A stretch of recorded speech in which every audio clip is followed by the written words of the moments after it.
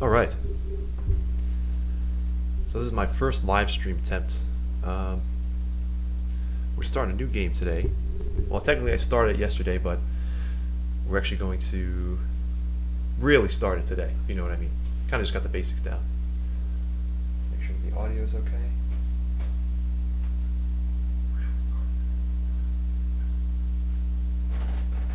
All right, perfect. Looking good.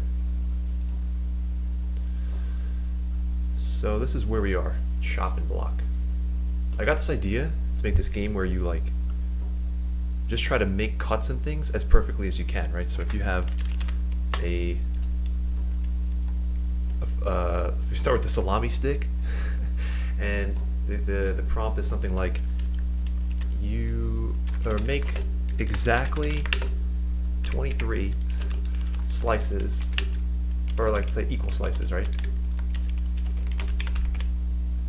So that you get control of the knife, and the knife is a little warped looking, but you can slide it to the left and right, and you just go bop bop bop bop bop, and at the end, when you hit like a submit button or something,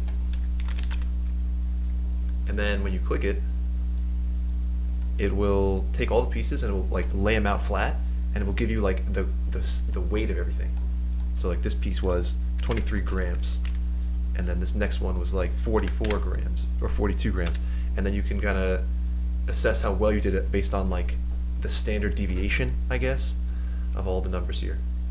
So your distribution would be like something like this, right? And you say, well, the width of this is going to tell us how well you did, and then once you get below a certain amount, so if this is like acceptable and your range is like this, then you're good to go on to the next level.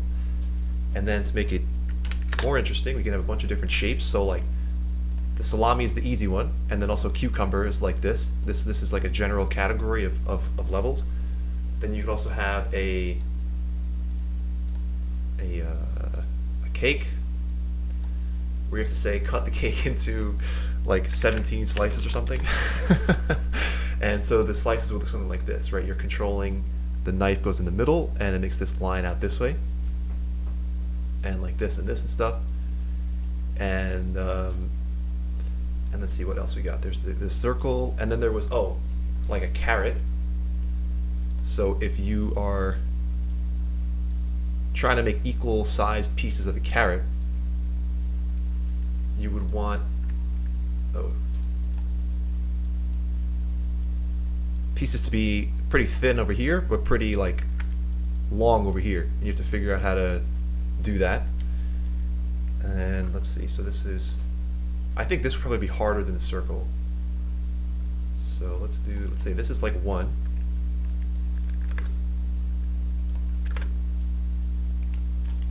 Level 1. This is 2. This is 3. And I thought about getting advanced. I was like, okay, well maybe we can take like a whole watermelon, and like first you have to, skin the watermelon. So you have to take it from the green to like rind to the red middle part, and then you have to like do this advanced stuff where you're trying to go like bop and bop and bop, and then like bop and bop, and then like a 3D kind of thing.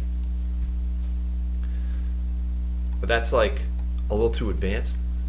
So I think I'll save this for like if I think the game is actually fun, which I don't know yet. Let me save this. This is like the level plan. I think these 3 are probably pretty easy. 1, 2, 3. And this game would probably be a lot easier to make if it was 2D, but I'm a big fan of 3D. I mean, so we're gonna go for the harder route here, and what I'm thinking is, how do we achieve this technically, right? So if you're starting with the cucumber shape, right? The cucumber has all these like vertices that make up the mesh. So it goes like this, like a dot around, and then this would be like lines and stuff. And so when you make a cut, right, now you have to split this into 2 different pieces and make like new geometry in between. Meaning You have to like create, you have to like edit the mesh in real time. I'm thinking about maybe starting without textures and just starting with cylinders and like rescaling them. Actually, that seems like a good way to do it. Okay, so we'll start with this. So let's hop back over here. For now, let's get started with a I want to have the knife come in and like cut the fruit, kind of like on Fruit Ninja. The menu is like you swipe your finger through the pear and stuff. I think actually the menu's a watermelon too on Fruit Ninja.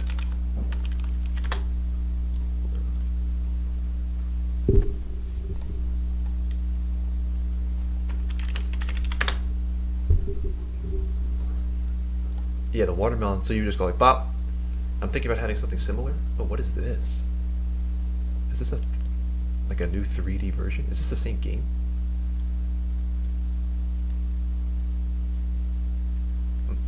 This is what I remember. Yeah, the watermelon stars. Okay, anyway, distraction. So, I'm thinking for now, just to get things going, I'm going to start with a raycast. And if it hits this, it starts the game, this opens up options, and this just closes it. So, let's make a script called menu behavior, I guess. Open this up.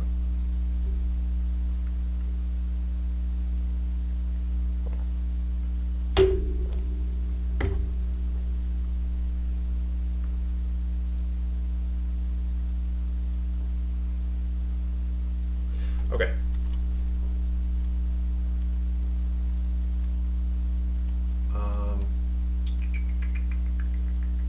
So we need to get the mouse click. I think I forgot how to do that. Mouse button down. Input dot mouse button down. Get mouse button down. 0's left click.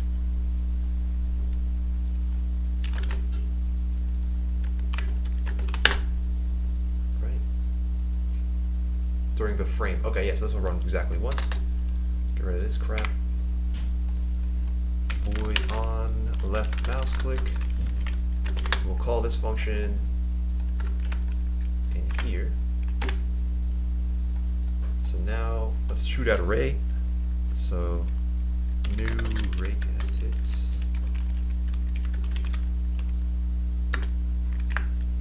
Raycast hit. Ray. Wait. How we're gonna do this? If physics dot raycast. Shoot, I have to look this up. Raycast. Actually, I have this in another project, which I can swipe. It would be in.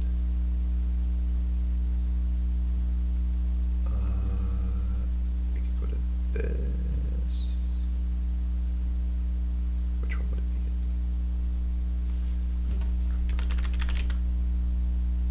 Actually, here.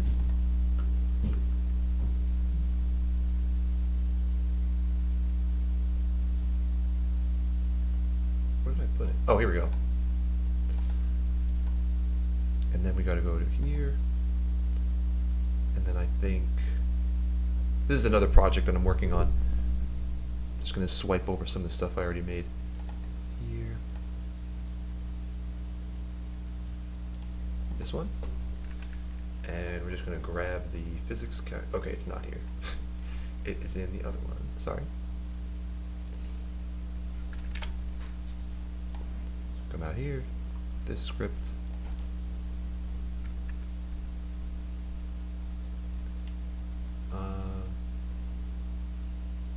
There we go. That was close. Get rid of this stuff. I know it's a lot of stuff that I just threw in there. That's really all we need. Okay. So now we need to draw a ray out from the. Let's see. So how to draw a ray from? I think you can do like a screen point to ray. I think that's a thing you can do.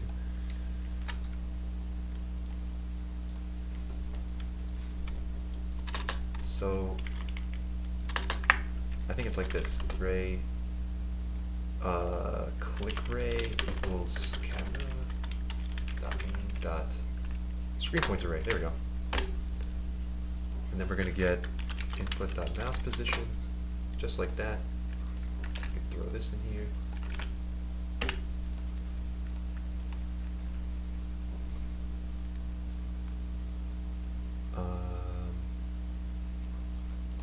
Okay, so here, active layers. Okay. So we're going to make a layer mask.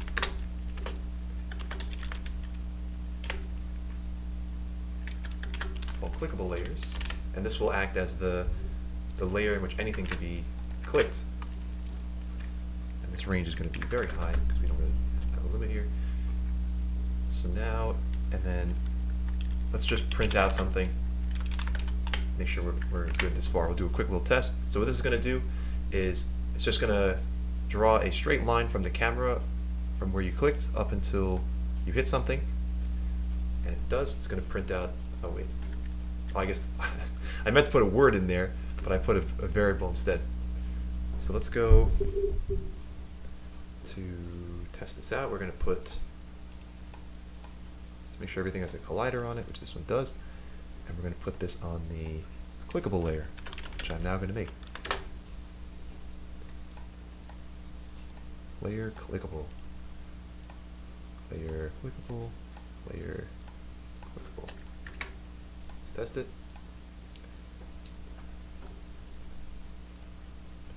Click this, and it doesn't work. Whoops. Let's see if we messed up. Oh, I didn't put the script on anything. Common error. Rookie mistake, really. Let's call this menu controller. And we can put the script on here, we just made. And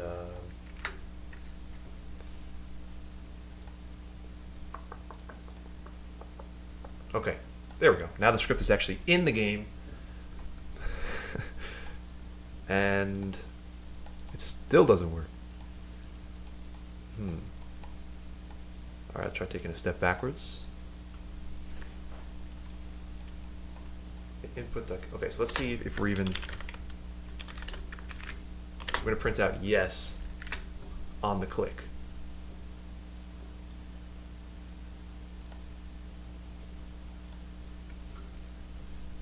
So I imagine something's wrong with the raycast. Yeah, this is going to work. So this is on the clickable layer. Oh, I didn't set the layer mask variable. Genius. What happened there was, it was like shooting out the rays, and it was saying, I hit something, but what layers? And I just didn't tell it what layers. So now we're going to actually, there we go. So now we did this properly. This will work. Now we can get rid of this test. Clicked.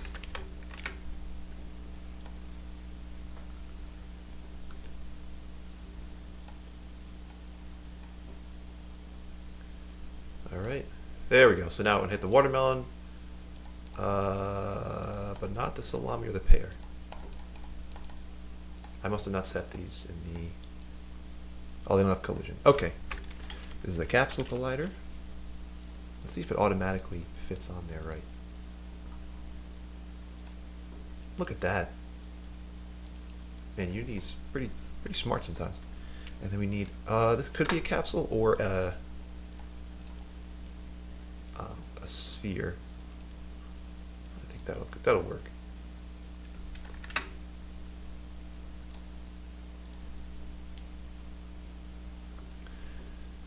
And so there we go. Clicked.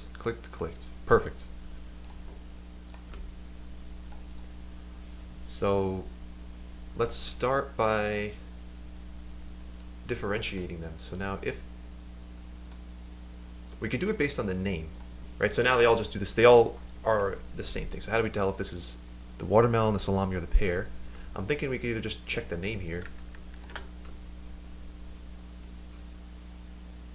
Yep, that'll work. So to do that, we're just going to say hit dot game object. No, collider dot game object. There we go. Dot name. And we're going to check and see if this thing that we hit is a one of these things here. Salami pear and is this just called sphere? All right, there we go. Watermelon. Okay. It's watermelon. I gotta put this in if. There we go. If this is a watermelon, then we can. This is going to go to the next screen. This one. I think the salami is options.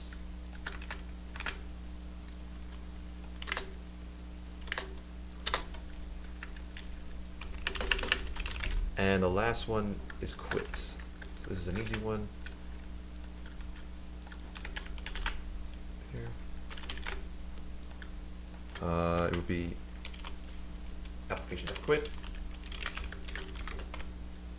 Like that. Okay. So one of three done. Pretty good. So I'll go to options. Let's just make it. I'm really liking the 3D menu. So many games have like those boxes which appear on the screen, which I think are so boring. I think it's so much cooler to like go somewhere.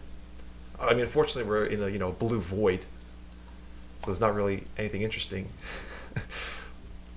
So I have to figure out somewhere we can go when you click on the salami. What I'm thinking about for begin is there's like a screen wipe. Like maybe a dip to black or something, and then it just comes back up with the game ready to go right here. And for options, let's see, we have the cutting board. What else? Maybe we go to like the knife drawer. There's like a bunch of knives hanging up over here. Is that a thing? Like a knife box hanging up? Knives hanging up.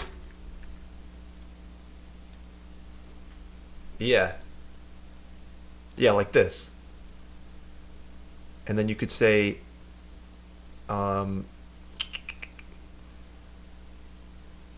like, maybe they're, oh, maybe these are like the sliders and stuff.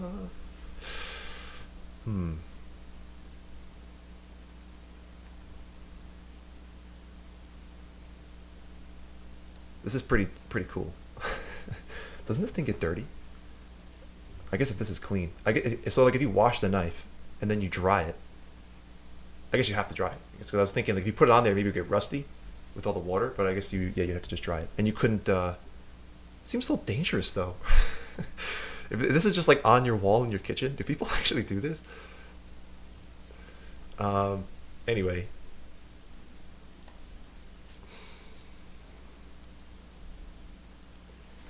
This might be. Maybe you can unlock different knives later. I'm going for the minimum viable product here, so I don't want to get too caught up. Let's just put. What is like maybe like an oven? The dials of the oven could be the menu, or maybe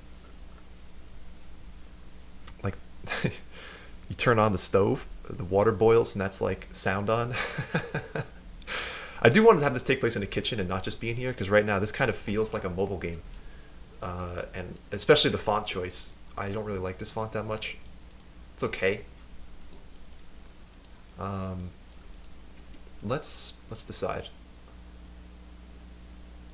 We'll put some knives on the wall. We'll just put a bunch of different sizes. We'll put this black magnetic thing. Let's quickly make that.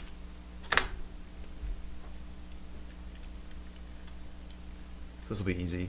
It's just like a rectangle with a subdivision surface on it. You'll see what I mean in a second. It's probably about this long.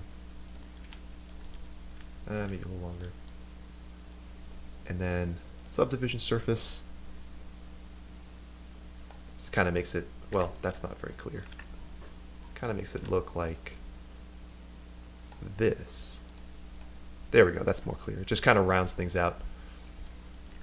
And then, is it, so it's got like a little bevel like this. So you know what, maybe this actually would be better to do with wait. Maybe I should do with the bevel modifier. Yeah, that's good. And let's increase the amount a little bit. Is it, is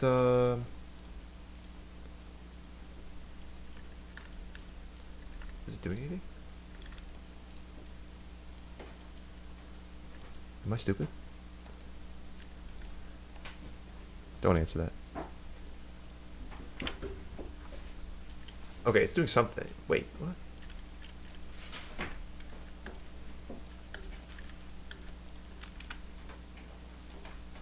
Huh. Okay, well, we're gonna do it the other way.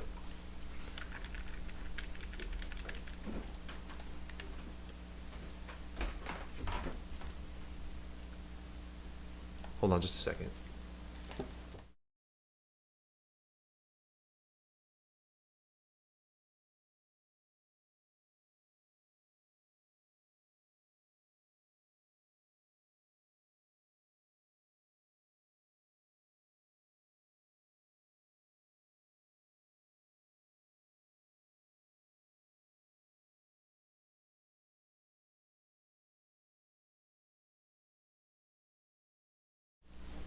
Sorry about that.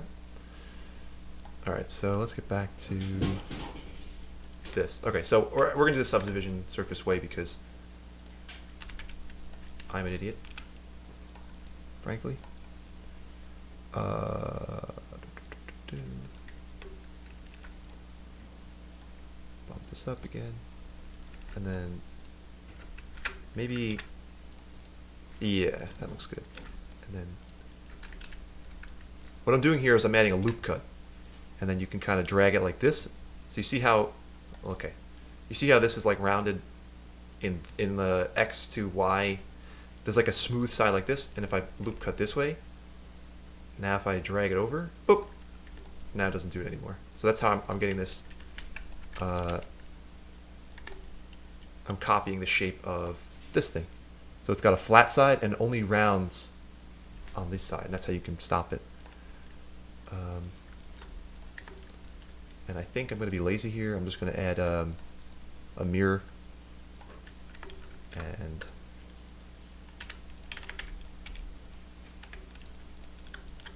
just going to have a copy of the stuff to the other side.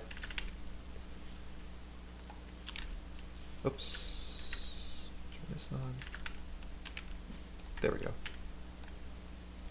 Okay. And I'm just going to color it black. Export this to...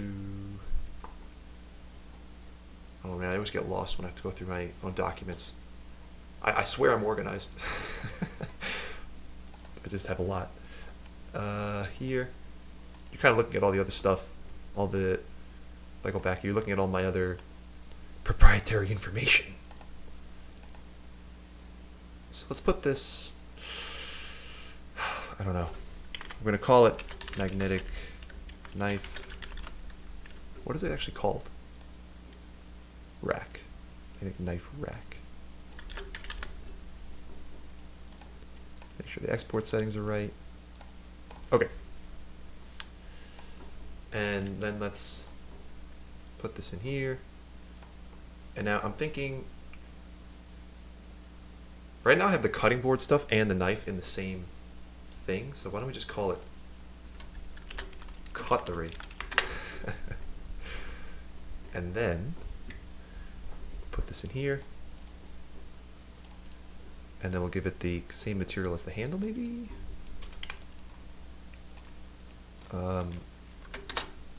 It's really, the scale is atrocious. Let's apply the scale. So what I mean here is this. So right now I want the scale to be like this, right? 1, 1, 1. But it's -20. minus 0.318 and minus 1. I don't know how that happened. But to fix that, you go to Blender and then you go to, you see here it says scale. You just go to Control A, apply scale, and it'll reset everything. That had to do with the fact when I scaled it like this, it messes with that number. You can see. And if you scale things in edit mode, it does not mess with the number. So if I make it like this and then I go hop over out of edit mode, you see it stays. It's a little tip. File, export, cutlery. There we go. So now this might get a little messed up. Oh man, you know, I messed up another thing. If you go here to overlays, face orientation. So every polygon in games faces one way. Right now, they all face inside. So you saw over here, if I were to put the camera inside, you know, you see what's going on here. We're looking like a weird inside-out version of it.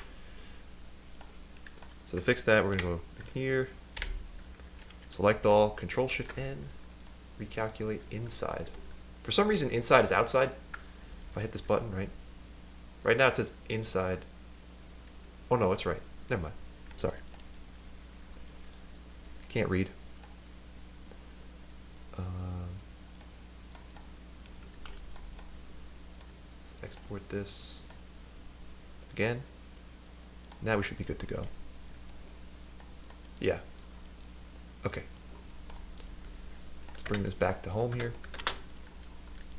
Scale it down a lot. Okay, maybe not that much. Yeah, that looks good. And then put it over here. And we're gonna put a bunch of knives over here. And we're not actually gonna have this do anything yet. This is just the filler. We're gonna put options like this. I think I'm gonna have everything be in one scene because this game is so small. I don't want to deal with scene management stuff. Yeah, I'm gonna have this just reset here. Put this in here. We'll put this knife. Copy paste. Put it on this thing. Oh, this doesn't have collision. Box collider. So now I can do this. There we go. Reset all this stuff. So I'm just copying the picture now.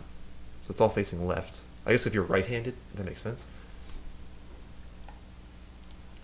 We want to be facing this way.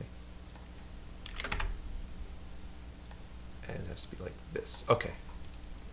Still looks a little big, I think.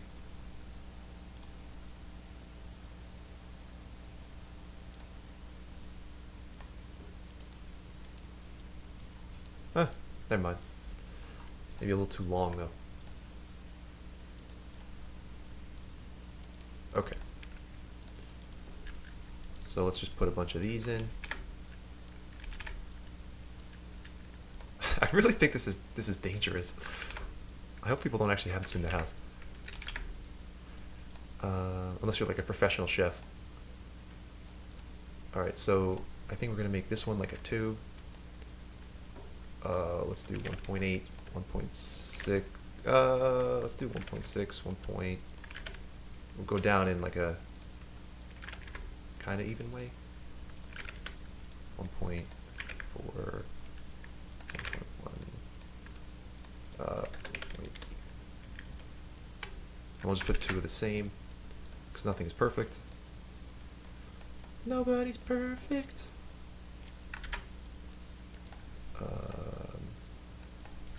Okay, it's still like a little too big. Maybe let's put a little. Looks a little empty. I can maybe put a few more in there. I know you're supposed to have different kinds of knives, but whatever. Okay. So now, does it appear? No. So you'd have to do like. Oh. Put all of these knives in this thing. Kind of move it over a little bit. It's just out of frame.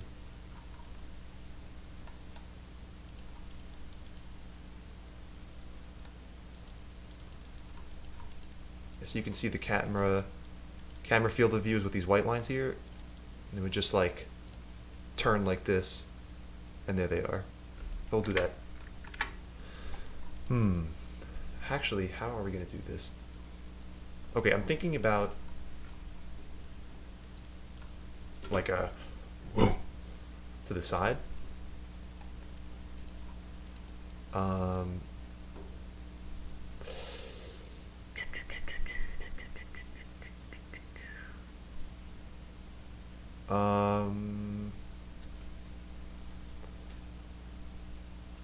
Also, I'm going to organize this because this is gross. Let's put all this in here. Put this watermelon, knife, pear, salami, and the cutting. So this, okay, that looks good. So now all this stuff is for here. And I'm leaving the cutting board out because that's going to be kind of like always there. And I could go crazy and put these signs in with the right spot. Why not? Do it quick. Sign, salami. This one with the pear. Okay. Let me put the knife first. Okay. Now, to get this like camera thing to work, I'm thinking about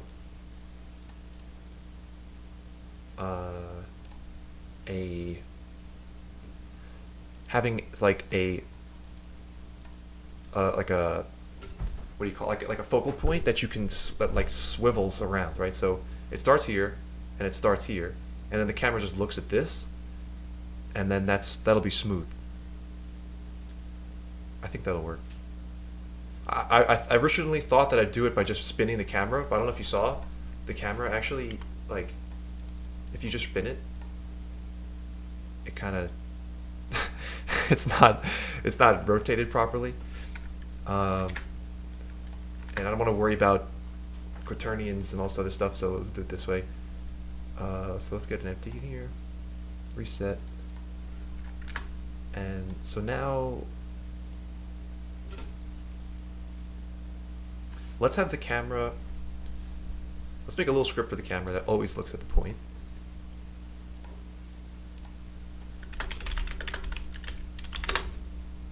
So this is easy. We're going to say transform, look at, oh my god, look at, and then we're going to make a little reference here. Transform point, I don't know, focal point. Make it public, we can actually set it in the editor. It's literally it. And now,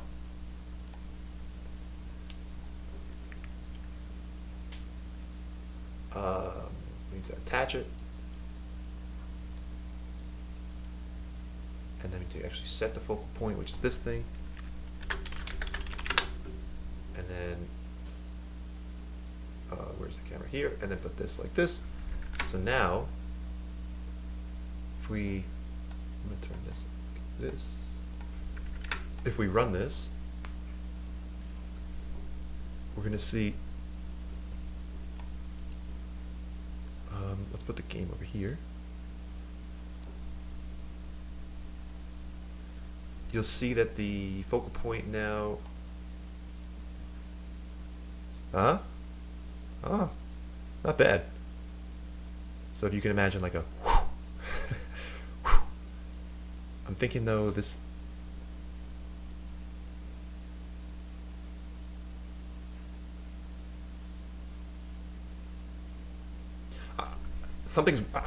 I'm trying to figure out. I don't really like the fact that the cutting board is like still here, but at the same time I kind of do, and I'm trying to decide. Also, the text is locked in. What if we put this in here? Oh, I know why. I know why. I think it would be pretty cool if the text is not part of the. It just like stays there. So let's. and then reset everything. All right, where's the other? I think I just pasted it, right? Maybe I didn't. Okay, so then this goes here.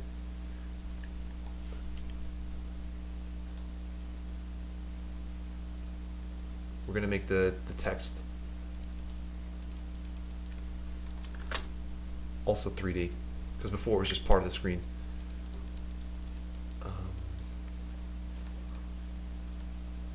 This is going to be called chopping block.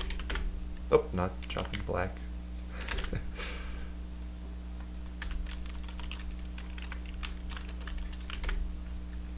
Okay. Now it's a little bigger.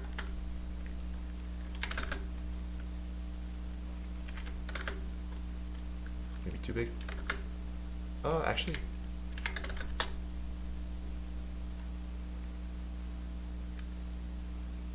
Okay, too big. We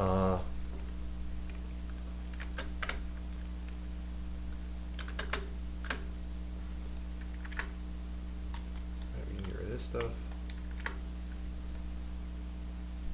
Move it down.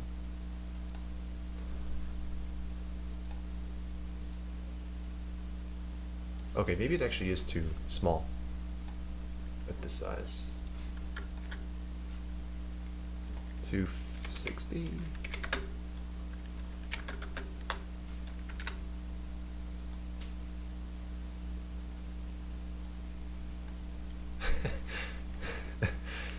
Let's let's spin it a little bit.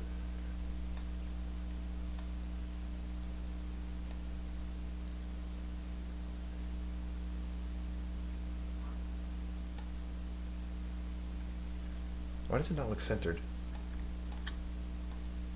It is, right?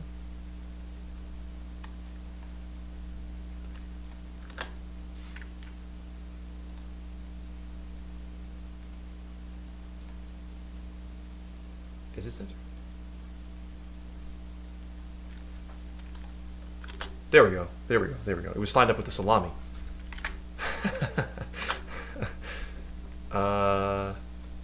All right, so now if we move the focal points,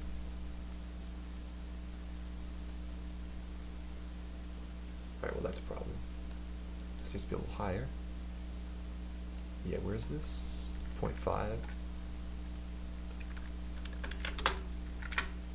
The way that the camera was looking at the focal point was not lined up with the way that the camera's originally set up. And so it was looking too low. So all I had to do was raise the focal point there. Now, yeah, not bad. Maybe a tiny bit lower. 0.48.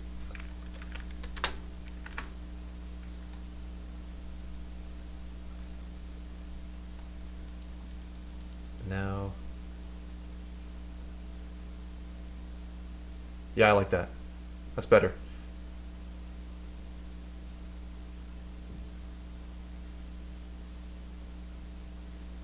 The knives don't get in the way of the cutting board scene, but vice versa. Maybe that's actually fine, because this is the cutting board is more important. So it's kind of nice to just have it always there a little bit. But we do need to worry about the position now of this stuff. So let's go into options and just kind of move it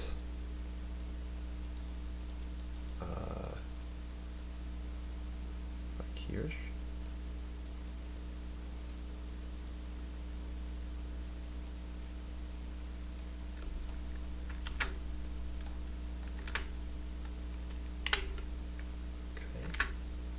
So it's not in the way of the main screen. That's good.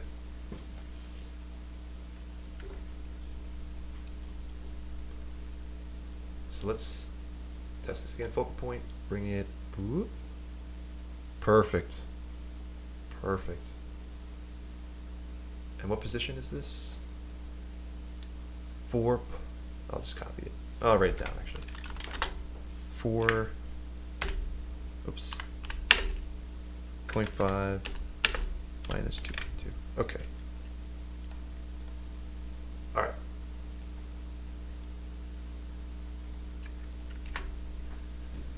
So I'm thinking about having like a how are we going to do this in a nice way?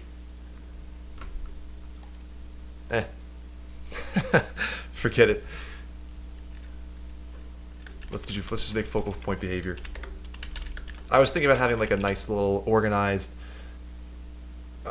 parent stripped, and then have it like control everything with like an internal state and stuff. And I thought, forget it, just do this the easy way. I've made so many mistakes in the past of trying to be so organized up front, only to find that the system that I had set up way before wasn't really working the way I intended it to, and some things weren't. I ended up causing more work for myself in the end. So it's best to save your organization for when things get disorganized. You know what I mean? Because you don't really know what you're going to need. We're going to have I think we're going to do an array of positions.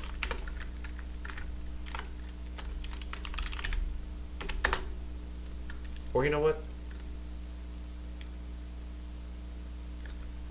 Yeah, that's fine. And then we're just gonna have the focal point transform.smoothDamp. Wait, no, vector3.smoothDamp. Yeah, smoothDamp is just a way to, like, as you might see, as the name kind of sounds, just kind of smoothly transition between 2 points as opposed to just jumping or doing something linearly. So let's have the that position equals this. So the starting position, comma, ending position is going to be positions. I'll have this be I'll have a variable that controls which position it goes to, and now we need to just have a variable that remembers how fast it's going. This is just for the sake of the function. Asks for these things. I think I actually have to do ref. Yep. And then the last thing is max speed. I don't know. Oh, smooth time and max speed. I don't know. Float. Smooth time. Float, max speed. These just control like how aggressively it tries to get to the point it's trying to smooth damp to.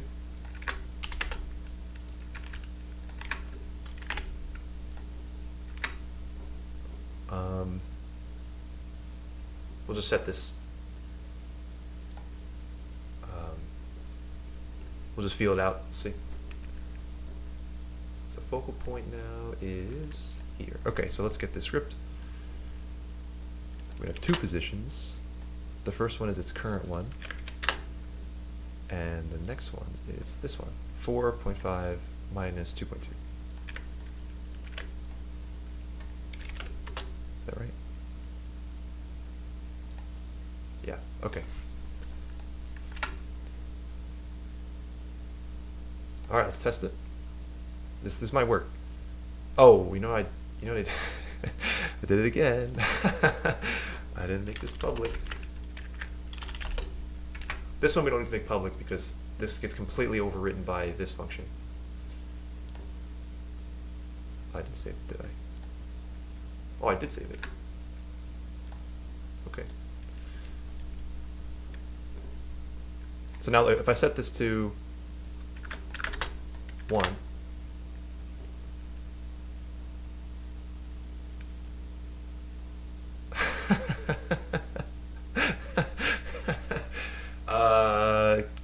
kind of worked. A little too slow, but it worked. Getting there. Imagine if I left it. Let's speed it up. Okay, so then we go back to 0. It's still really slow. Hey.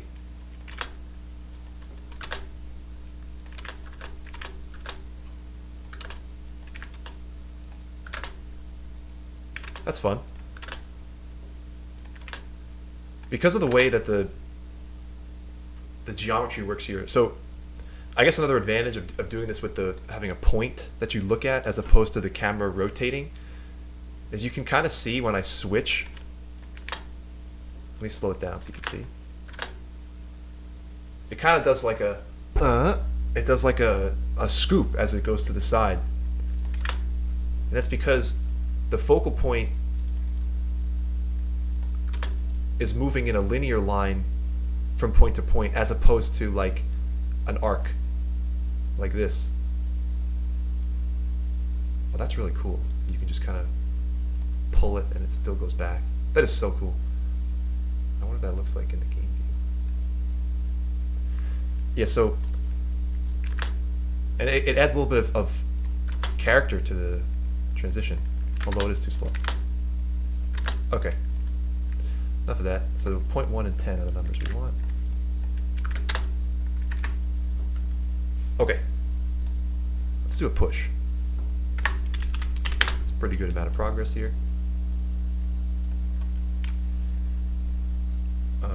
Added options. Camera. I know what you're thinking. You probably just went to GitHub and you were like, "Oh, let's go to Matt's GitHub and try to find the repository and start screwing around with it." And I say, "Ha, it's private. I learned my lesson in Birdman." If you don't know what happened, go watch the video on that channel. I mean, go watch the video on this channel. Go watch that video on this channel. Gosh. Rough start. Okay, so now we have to link up the which one controls the, wait, where's it? Oh, menu behavior. Okay, so now what we have to do is make menu behavior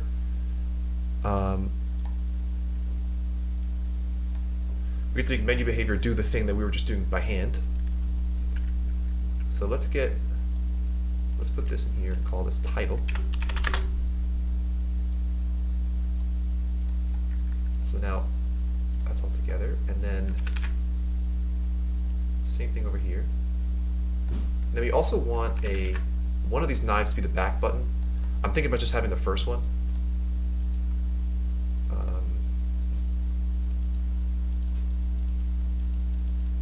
Just kind of put it like this, and then spin it around.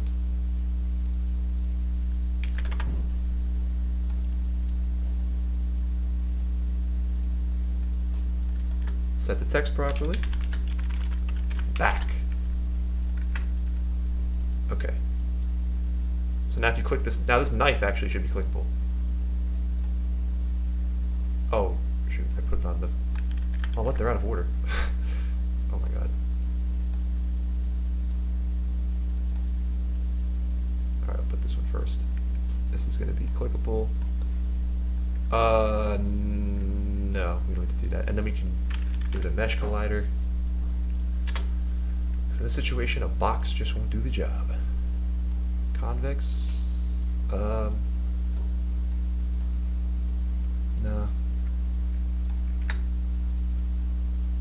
Let's call this one the back knife. There we go. I almost forgot how to spell knife. So now, if you click on, okay, so now go to options. What this does, let's get a reference to the focal point behavior.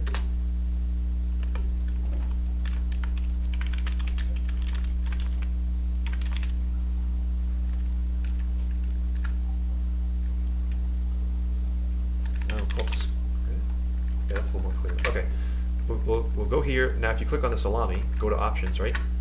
FP script dot I equals 1. And if the name is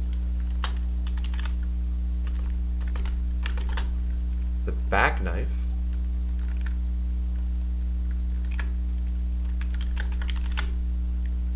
we go back to 0. I know you're not supposed to do things this way. You know, somebody might watch this later and say, excuse me, might say, oh, you're not supposed to modify public variables in the script, and you're not supposed to have anything be public because you're supposed to do things with a private variable, and then you're supposed to have a function because of good coding practices. And I say, see you later. Oh, I didn't set the reference. I don't care about your damn rules. Menu controller we need to reference this. So now this is talking to the right script. Hey, buddy. Perfect. I have a feeling that I didn't type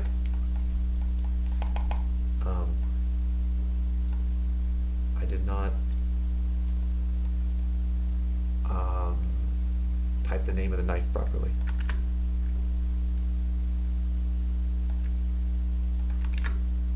Oh, I did. Huh. Oh, duh.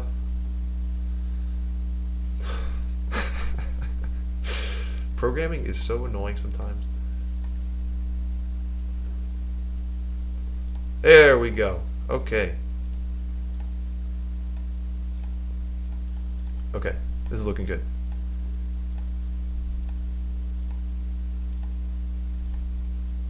Pretty good, pretty good, pretty good, pretty good. Of course, it doesn't actually do anything yet, but it may later. And it's not in the way. And actually, the cutting board's not in the way either.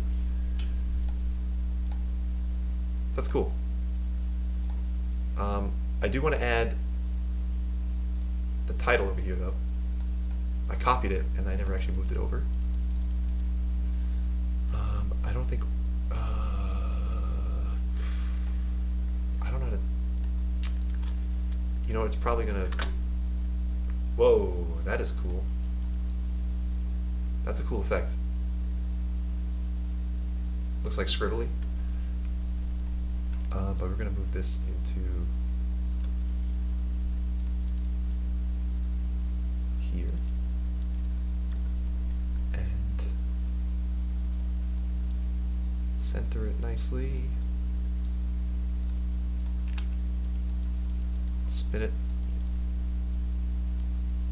90, and I think the rotation was like 20 on the X. Yeah. Just gotta move it up a little bit. Global. I had the axes aligned with the text instead of with the world. So if I moved up, it would have gone over to the side a little bit. You know. So let's just call this the options. Nice and big. I have a feeling it's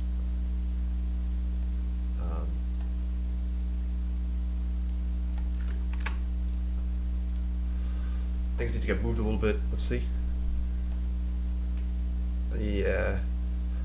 Everything's too far over to the side. Okay, so let's take all this stuff and do this.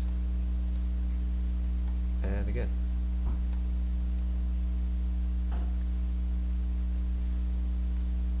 That's a little too low. Okay, perfect.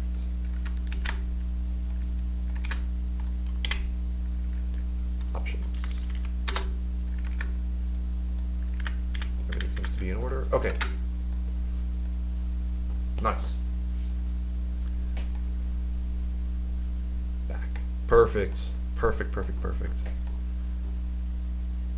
Is it too far to the left now? Oops. I still do want to have like a highlight appear when you mouse over. But also, it might be kind of interesting to have, this is like totally not necessary, but I'm thinking about having a tiny little gap for where the main knife is supposed to go, you know? So like this, maybe like,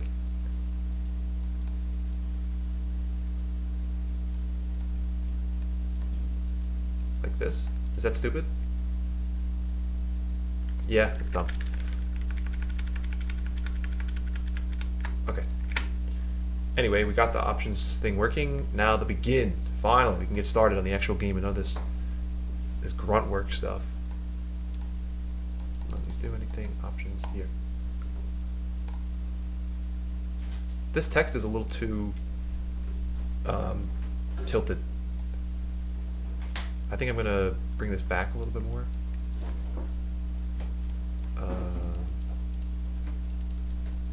Like that should be good.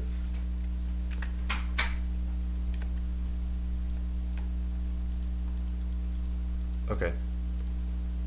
All right. Now it's time for the big kahuna. Big mama clapping. So now when you hit this, we need to disable, I think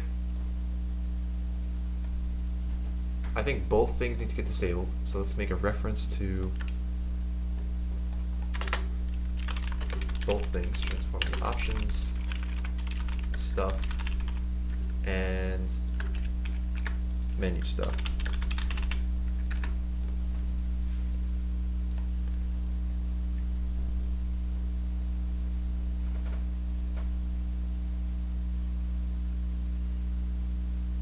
Oh, we got a hum in the background?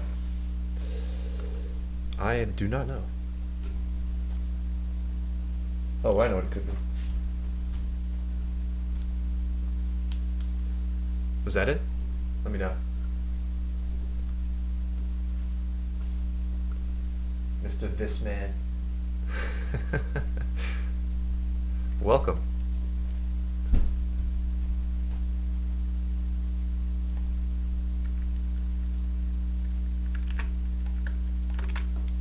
Stuff dot game object. Oh, I guess we could do it this way.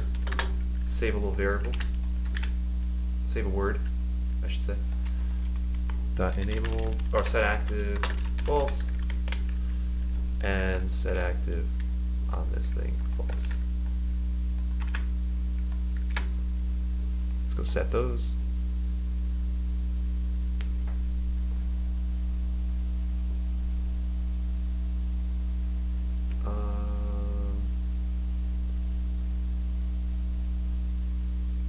Go to, where is it? Here. This and this.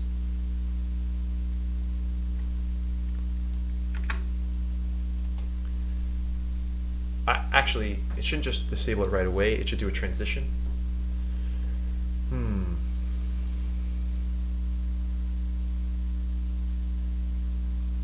I think I want to do. I want to have like a neat system for transitions. I always have messed this up in the past, where I've made the menu do what it's supposed to do, like right as soon as you click it, and then I would try to add the transitions retroactively, and it would always be such an ugly mess. So I think I'm gonna just get this done straight up. Transition behavior. I'm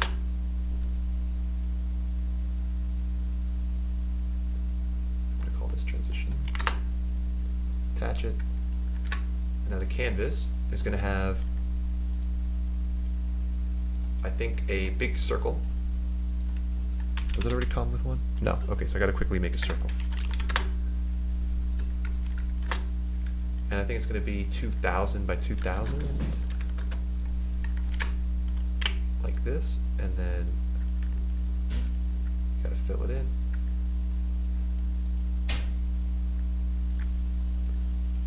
Like this. So now if I select everything and then get rid of this, now we can crop it and it's perfectly centered. Okay, perfect. Now we can drop this in.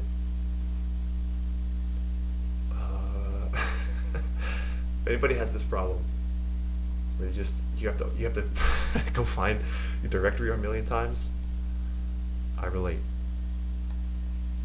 Chopping assets. I don't know where I'm going to put it yet. Just gonna go here. Wait a minute. Okay, no, it's fine. I was going to say, how am I going to do this? Well, never mind. You'll see. I thought I had a problem, but I don't. Always a good sign. So if we put circle in here, set it to the right size, color it, I'm thinking we do one of these.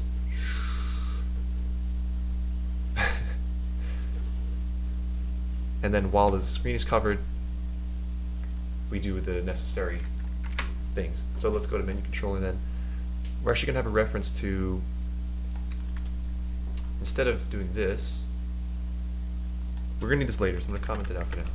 And I'm going to go to Let's open up the transition script. And update, we're going to need. Let's make a public function that does.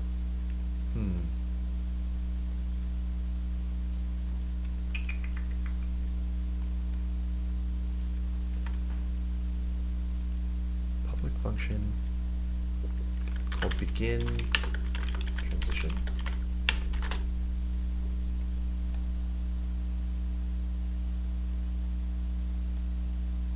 Also, I'll make one type of transition for now. And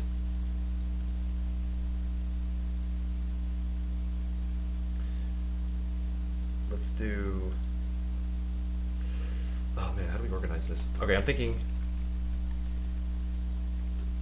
It's probably best done like asynchronously or something.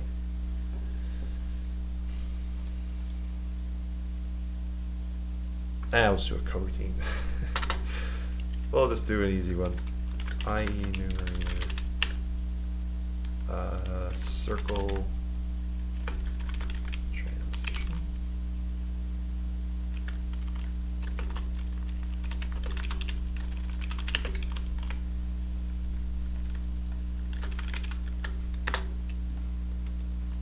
Okay, and we're gonna have an enum.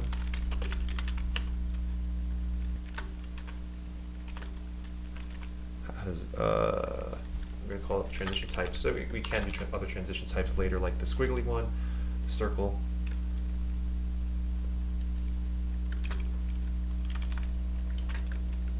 Let's call it flavors. Let's call it circle. And then current transition type. Oh no, wait. I had a professor in undergrad who used to say flavor for things that I had never heard used that way before. Like he was talking about, the course was, it was like, what was it called? Like digital computer design, or digital architecture design, something like that. It was like introduction to what is a computer fundamentally. Is it like, what are the transistors? What are the logic gates? What are all this stuff? It was a cool class, and the professor was amazing. Probably my favorite teacher I ever had. And he used to call the different things. He used to call different transistors different flavors, and everyone in the class was like, "That's a pretty weird word to use for something like that." Now I kind of like using it. Let's get this done.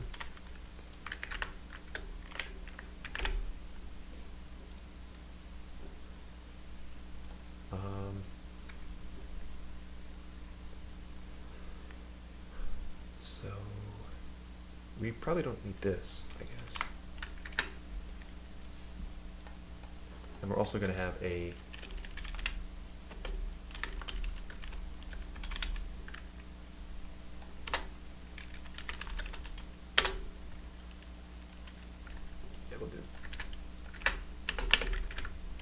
So what this is going to do is this is going to, it always has a flavor like stored into it. And I guess we should also do like a opening or closing. Or no, you know what? Actually, that's fine.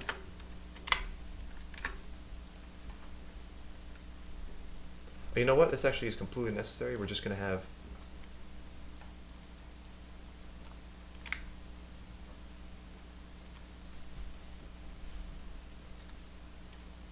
yeah, we'll do it this way. Which just save a little bit of programming mess. Flavors.circle.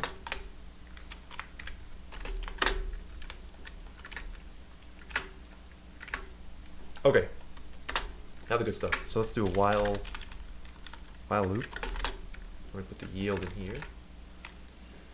And so now if we're gonna have we need a reference to the circle.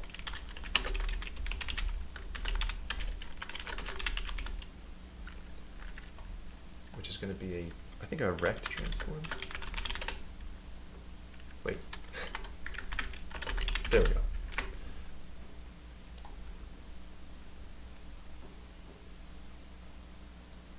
So this is going to be the circle.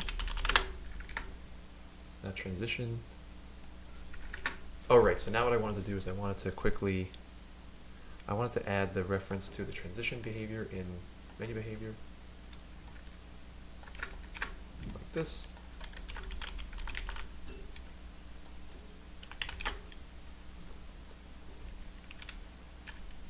Call it tscript, sure. So now that instead of, we're going to go tscript dot begin transition, let's circle. Then we can take this stuff, and we can put it in here.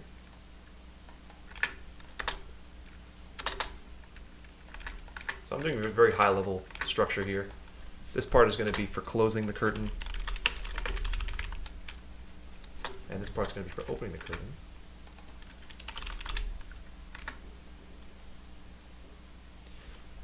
And then this is going to be for actually like applying the changes, which I may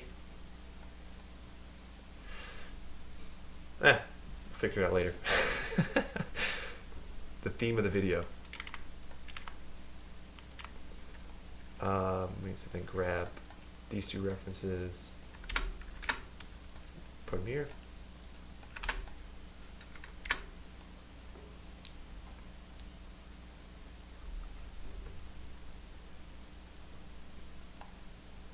So we need a circle, and we also need a rectangle image.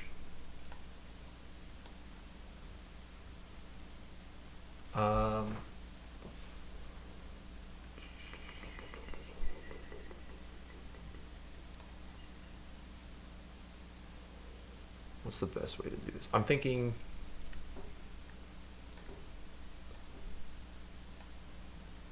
let's make this y 2000. Oh no, wait.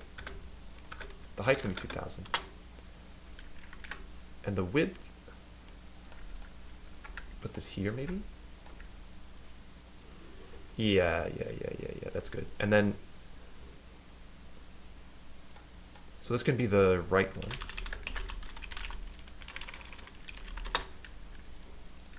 And then we can also have a left one.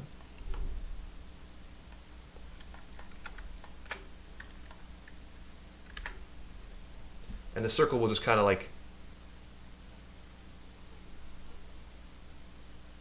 be the one leading the curtains. So going this way, we use the right one. And then we use the left one going the other way. By default, both of these are going to be off. And I guess the circle is too. So the circle is going to go from position 2000.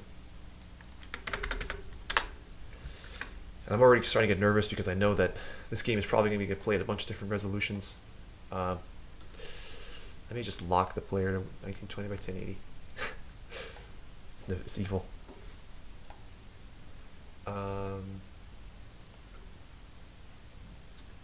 So the transition should take maybe like a second to close and then a second to open. 1, 2, or maybe just 1 overall. Nah, two is fine. So let's get a float time start equals time to time. And now transition time we're going to set here. Set this equal to 1 second. So now so let's get a transition factor is going to be equal to time.time minus time start divided by transition time. So this number will go from 0 to 1 as the transition, what's from when you hit the time value. Let's say it starts at, so this time thing is like, it's like, that's not like 11:16 a.m. It's number of seconds since the game began. So it says the time at the beginning of this frame, right? So right when you hit this button, time.time is 0, and it goes up 1, 2, 3, 4, 5, and it's like a stopwatch really. So you create a timestamp for where you start. Let's say it's like 30 seconds, and now so now this is like 30.5 seconds minus 30 is going to be half over the transition time is 1, and that completes the fraction as this approaches the transition time. This goes to 1. And so now all we have to do is check while transition factor is less than 1. And now we just apply the right changes to all of our stuff. So I'm thinking the circle is going to go from the position of 2000 to minus 200. So we can just lerp those two. Circle that position equals vector3.lerp from let's do new vector3 from this was 2000 0 vector3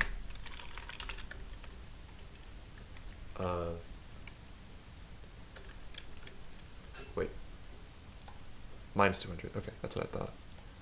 Minus 200 0 0 transition factor.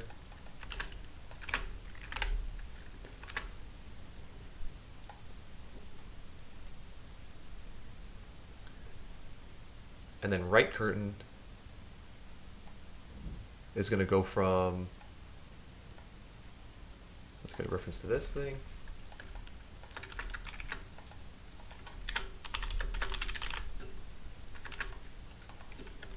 Left curtain.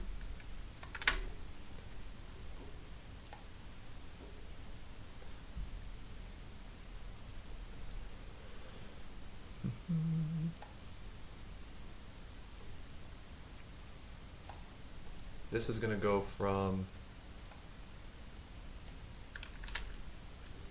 0 to 2000. Okay. And that is the size delta, I think? Yeah.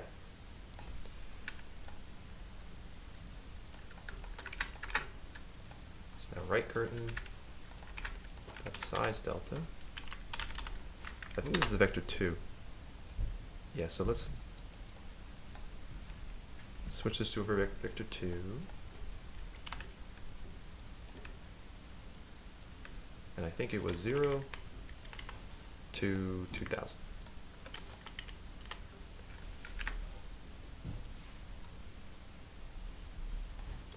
I'm also just remembering that I need to set these things to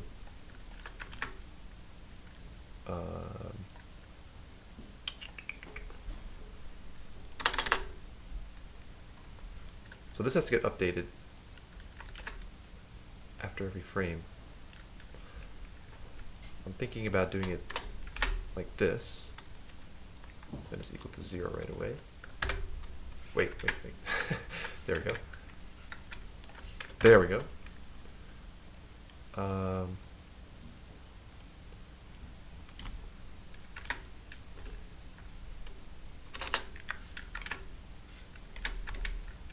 That means this lets to get these curtains up.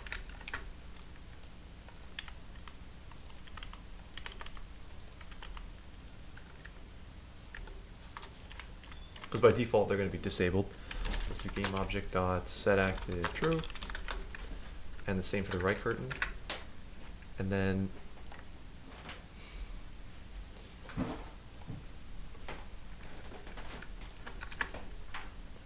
at the end here, or I guess in the middle,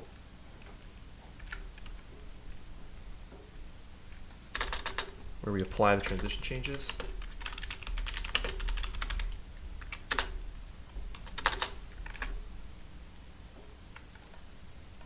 We're going to do like this. Switching over from the right curtain to the left curtain. And this, finally, all false.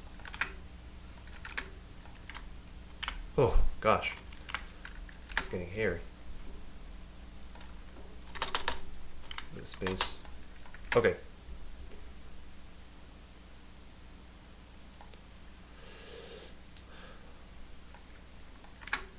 see how we get so far. I'm thinking about, yeah, begin. Oh, I forgot to set everything. This? Yeah, circle. Oh, that's set already. Right curtain, left curtain, menu, options. Okay.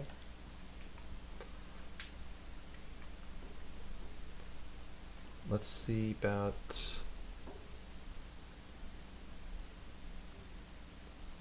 all right, so now click this.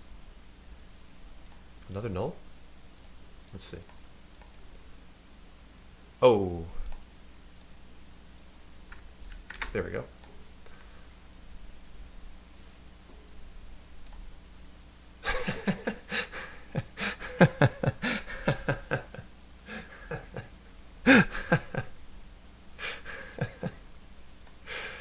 Oh, that's funny. That was terrible.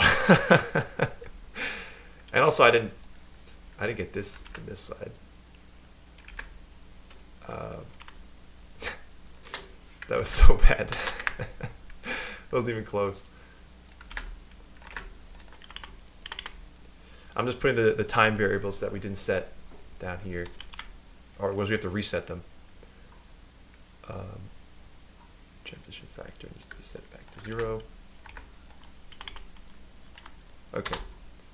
I'll group them together, why not? Okay.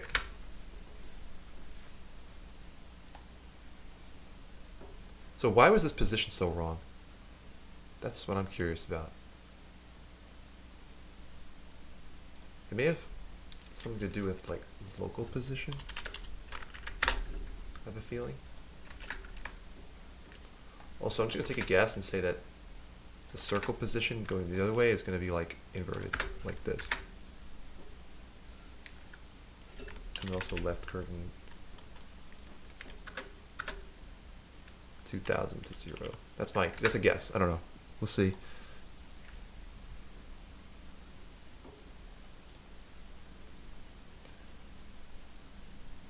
All right, so now. Oh, whoa. Whoa, whoa, whoa, whoa, whoa, whoa. That was a lot closer. So the right curtain is not really doing anything.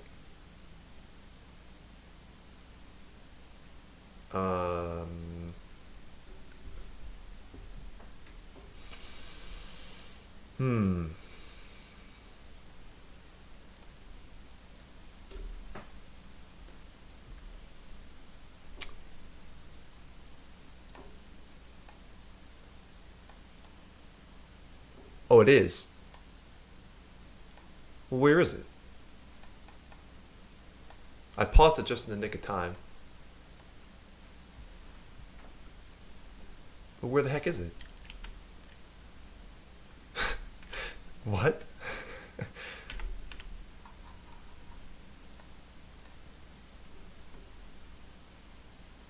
Oh, the height is too small. Oh. There we go. 2000 this way.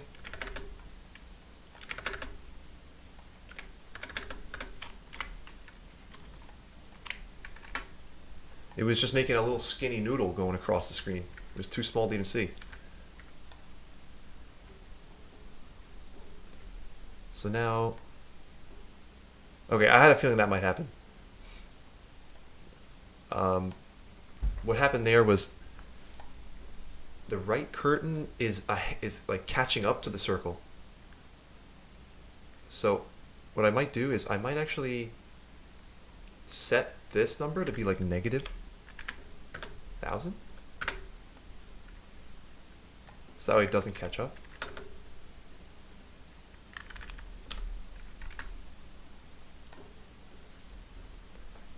So setting the width to be negative will just make it like off the side of the screen.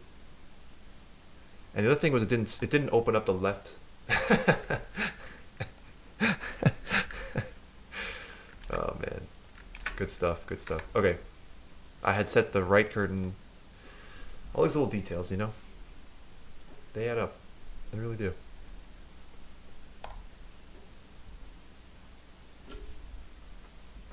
Did you see that? Now that was what I call a transition and a half.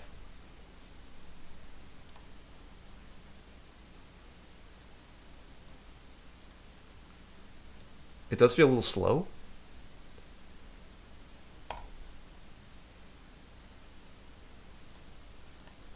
I feel like a text box needs to appear. We need like some kind of like chef character.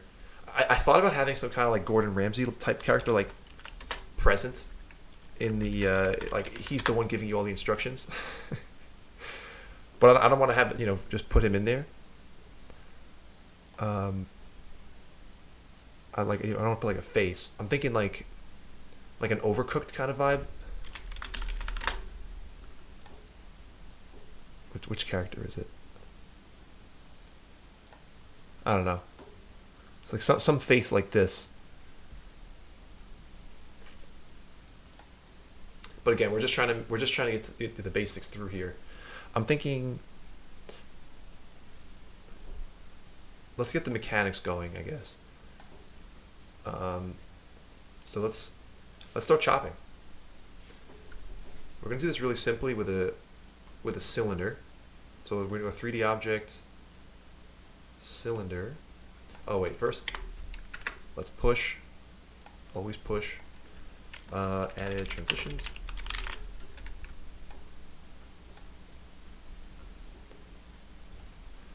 And now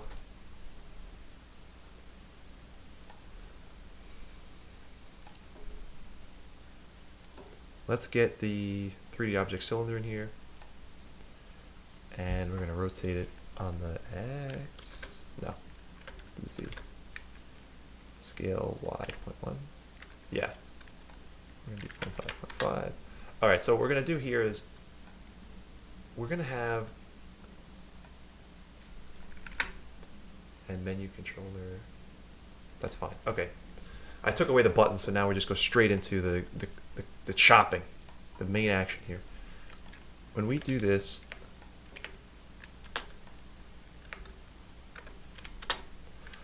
I'm thinking about just having the cylinder like break into two cylinders, and that's all you have to do. Of course, this is not like going to be anything interesting, but like it's enough to just get us started. So it starts with something like this, right? And now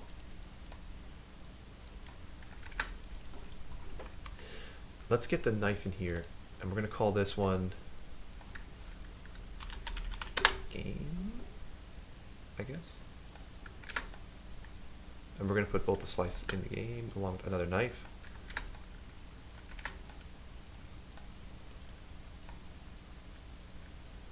Where'd it go? So now the knife is going to be like this.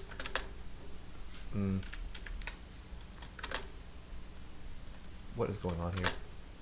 This 90 and this way 90. And so it's just going to kind of like, you know, float around.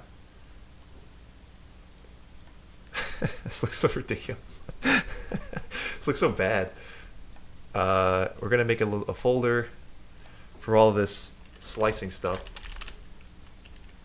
I think I'm going to make it like a cucumber.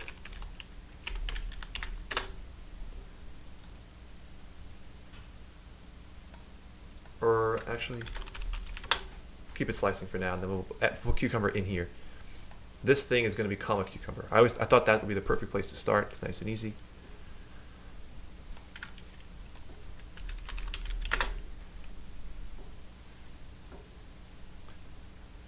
So now we just need to get a...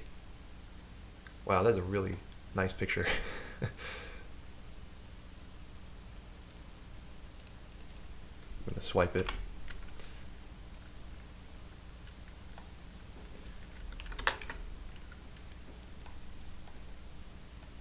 We're going to put this cucumber picture as the decal in the middle of the cylinder. and then we're going to have the outside be the cucumber skin, and we're just going to have it be assigned by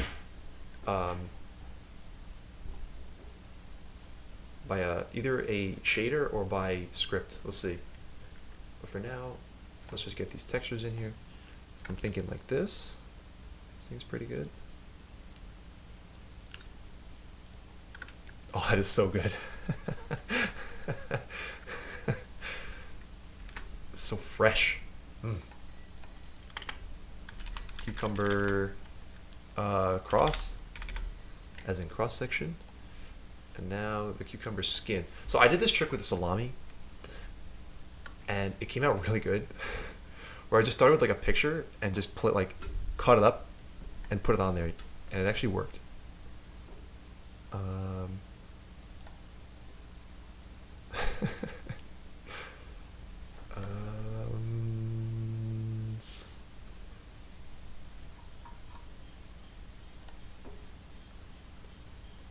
Maybe like,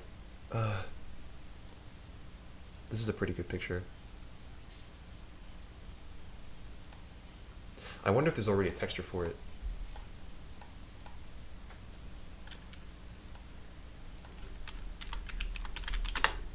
No.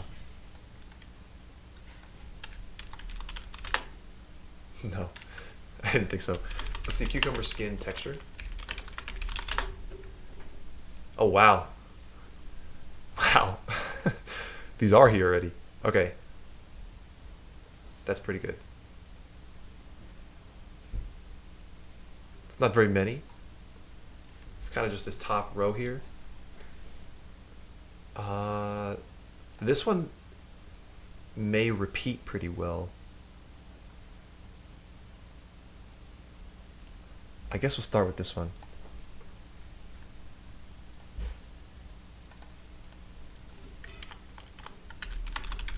Cucumber here.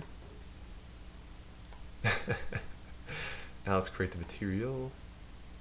So this probably isn't going to be UV wrapped properly, so I actually might have to go in Blender and whip up a model for this. Yeah, I do, because I have to put another texture on the side. Okay. Fine. We're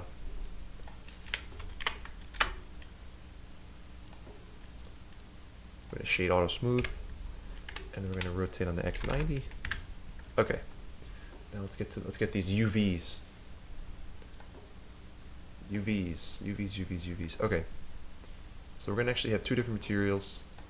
This is going to be the cucumber cross. Let's get the image. This is going to be from, oh god, here we go. Oh, nice. No, wait.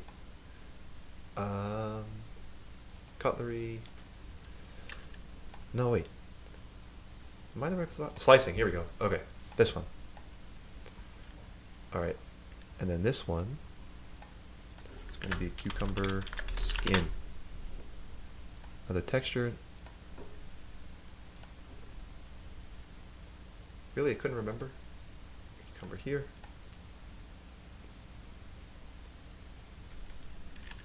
So let's get the outside and assign the skin texture. Is it facing the right way? I don't think it is. Oh, it is. Right? Yeah, it is. Where's the seam? Is it seamless? No way. Oh my god, it is. Oh, here it is, right here.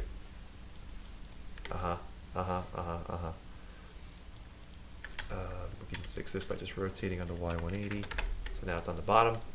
And now, this stuff, just take this and this. Let's overlap them.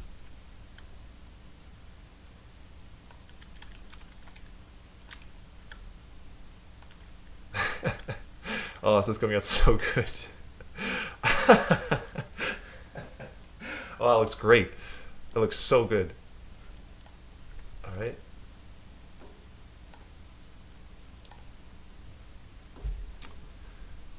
Slicing.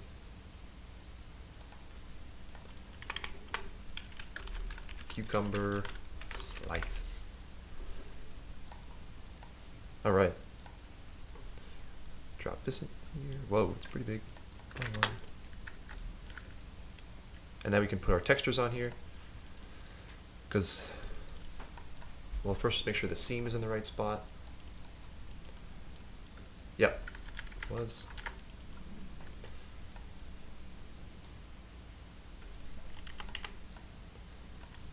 And we're going to rotate it like this. And now we just need one more texture for this. I actually kind of like the way the smoothness looks on this one, but on the inside it's not right. By smoothness I mean, like, check this out. Like if a cucumber looked like this is a plastic toy, whereas this is a cucumber. And now this one, we're actually going to rotate it so we can see what the reflections look like. And I think this one might be a little bit shinier. But to be honest, can't really see it. We'll just go with this right here.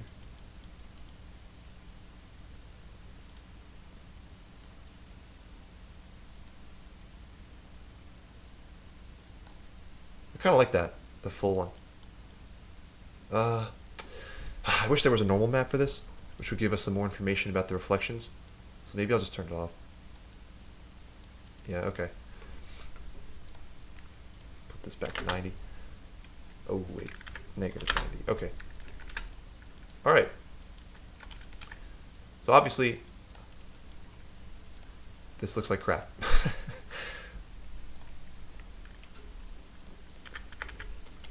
But that's not what we're doing. We're here because we're trying to get the ball on the how does that go? Trying to get the show on the road.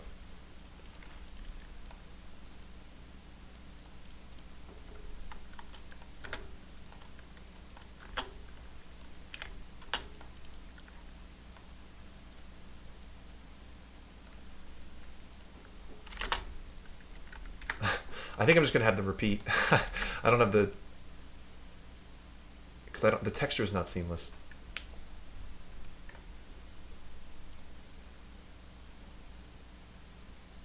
This one is bad.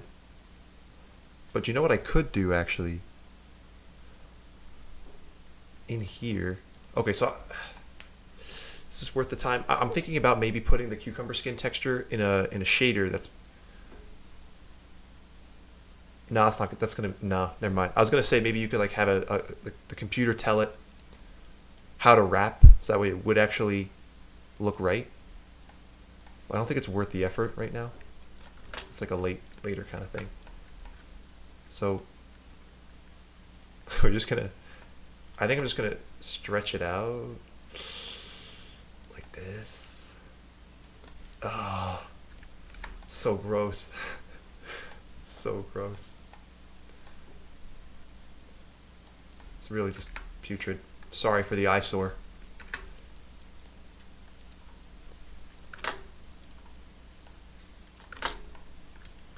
So the knife is going to start on the side.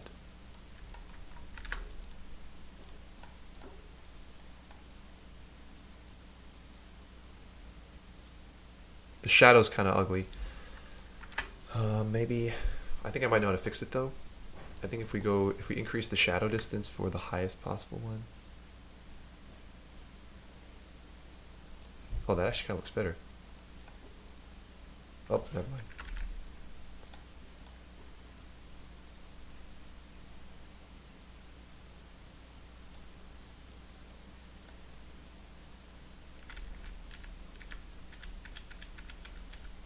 Nah.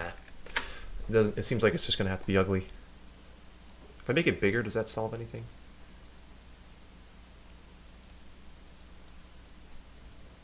No, shadows in Unity just aren't great. That's okay. We're not going for AAA graphics here. We're just going for just the basics. So I'm thinking about having the knife just follow the mouse, and then when you click it, it just goes "but," and it splits it up. And so we need a way to do that. I think the first thing we ought to do is make the script for the knife.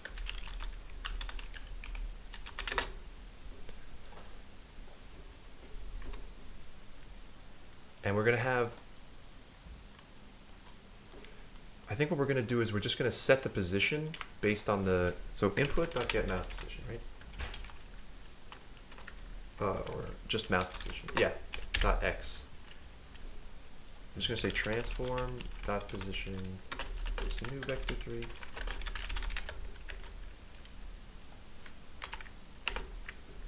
And we're going to just have it follow what the cursor's doing. But I think this, and we're going to keep it kind of like this. Yeah. So 1.8 and minus 3.1. Okay.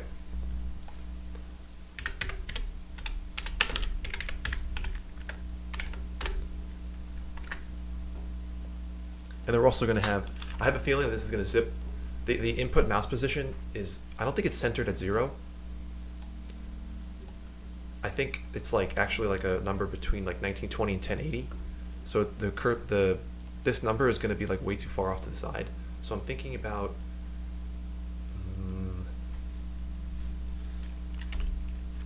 having a offset number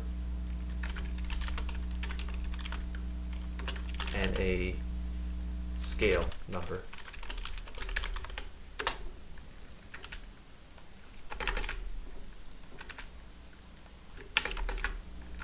Something like this.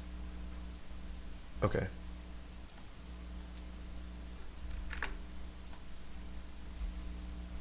Baby steps. And I didn't add the script again.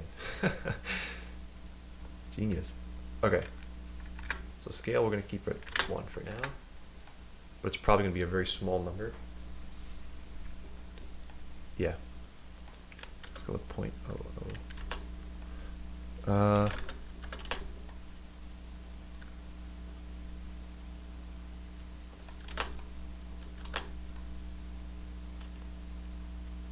Oh, is this? This is not set. This position is messed up. I'm just throwing everything off. Every time you have a parent object, you have to make sure that the position is set to 0, or else, like, let's say I have a cube, and it's at like 10, 0, 0, and now this is set to 10, 0, 0. Now the cube goes to 0, 0, 0. It's like all relative in the hierarchy, so this is all messed up. But now that should be fixed.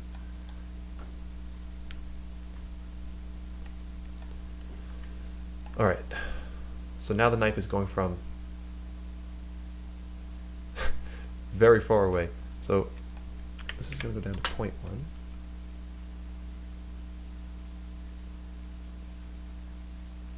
Wait, where is it? Where the heck is it? It says it's, should be like right here.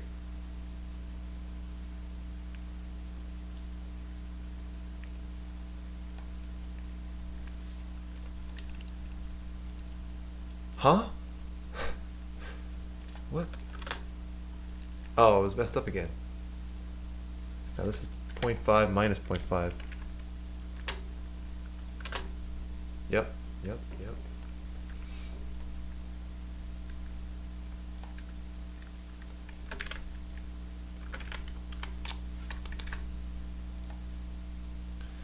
Tragedy.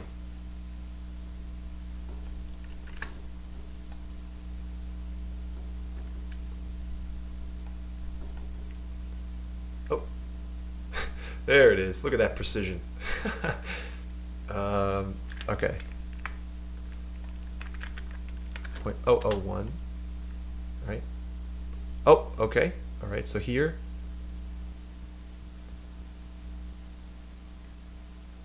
Not bad. It's still like pretty sensitive. So we're going to bring this down to 0.03 maybe. And now offset, let's go with -2. Oh, no. Nope. -3.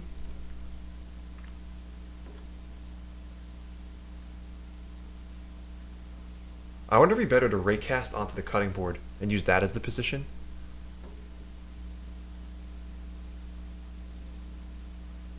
Because then, well, I don't know, because then up would be, maybe not. So this looks like dead center to me. So this offset is still it's a little too much now. Let's go 2.8. Now it's not enough. 2.9. Perfect.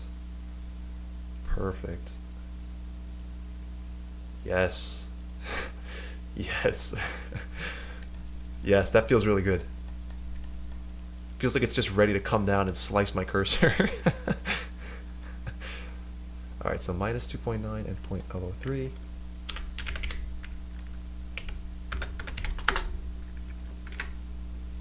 And now when we click, it goes a little chop. So now we can steal this from the menu behavior script.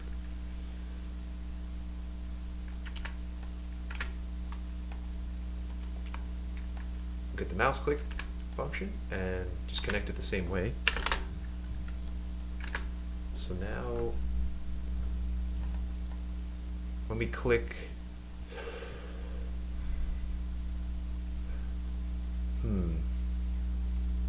let's get these in here just in case I forget them and they get lost, get them hard coded. Okay, and now we have to do this.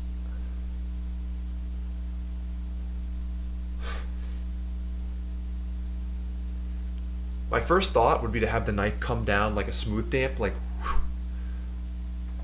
But now I'm thinking it would be funny to just have the knife snap immediately down. So we're gonna have a variable called knife height. It's just gonna snap down to the ground and then come up with a smooth damp. That's really funny. Knife height equals 0.5. So let's see what is the height of the, if it's right on the board. It should be like very low, right there. I don't know why this is so funny to me. This is so ridiculous. 0.182.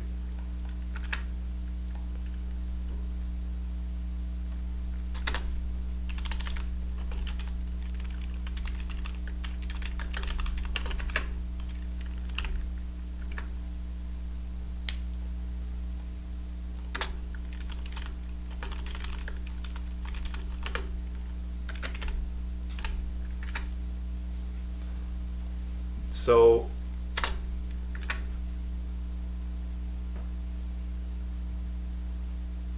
we're gonna make another function that does updating, that handles all the position, like the positioning of the knife. This is gonna be update knife position, and we're gonna put this in here.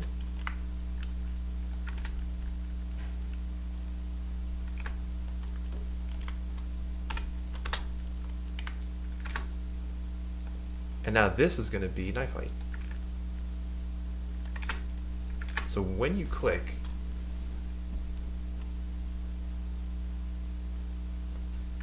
knife height is going to be equal to the cutting board height.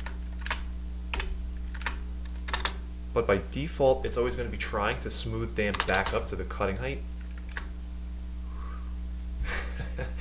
So we need now the camera behavior, and we want, oh no, focal point behavior. Yes, and then we want this function. We copy down here. And it's always going to be going towards, can you do like this? Math, that's, oh, you can. Nice.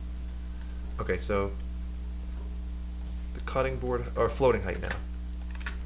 And now we want knife height. Now, I think velocity is going to be a float now. And so is the other two things. I'm going to need to copy that over.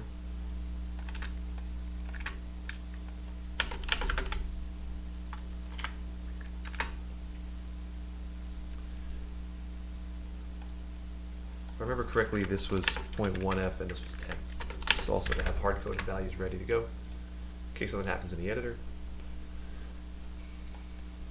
And then also we're going to set the velocity equal to 0 in here. Okay.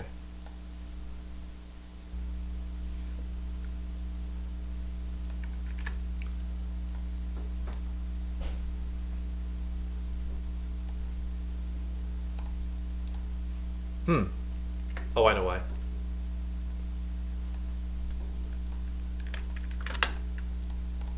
Yes. Yes. That's perfect. It feels good.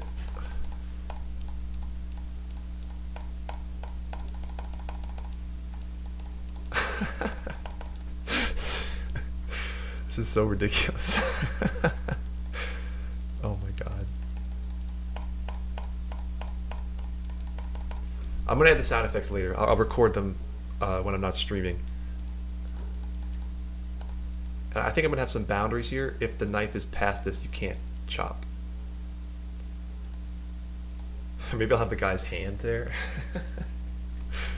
That would be pretty scary.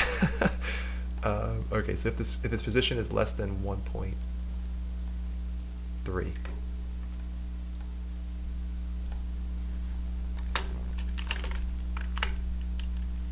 If transform.position.x is greater, or you know what? We'll do both checks with one go if we do an absolute value. And make sure that this is less than 1.3. Then we do all this other resetting stuff.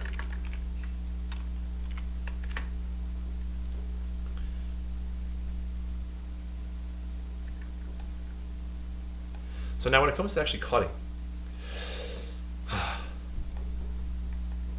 oh shit, shoot. Oh, so it's the same numbers as the other one. Point 1 and 10.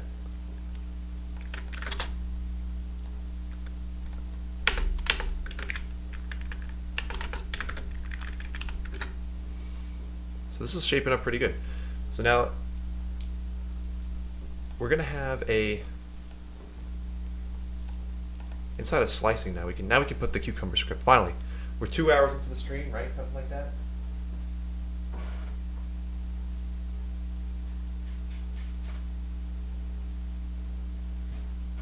Yeah, 2 hours, and now we're finally gonna get to the cutting. So let's go with knife.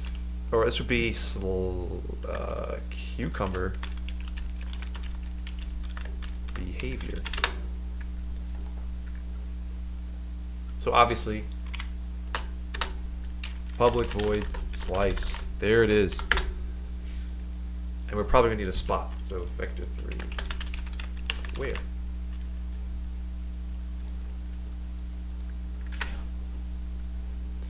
So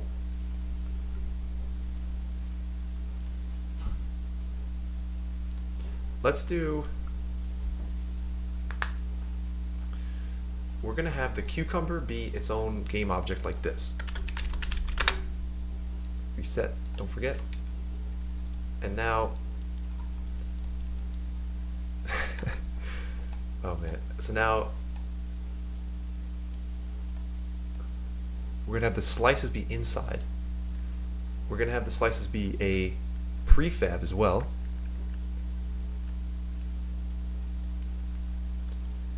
And it's going to have the script on the parents. Oh, there's an error. Really weird. What? I don't know why, but it didn't name the file properly when it generated the script. So now we can put this on. What? What?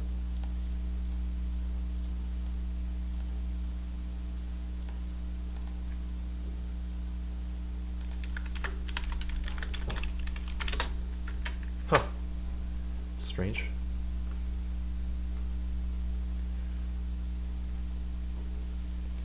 So now we can put the script on here. we're going to have a list of, let's say 100.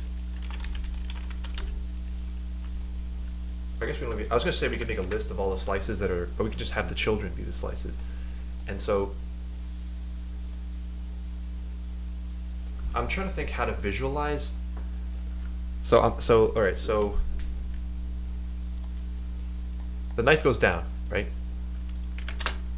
Now you have two different pieces that are here and here. But how do you?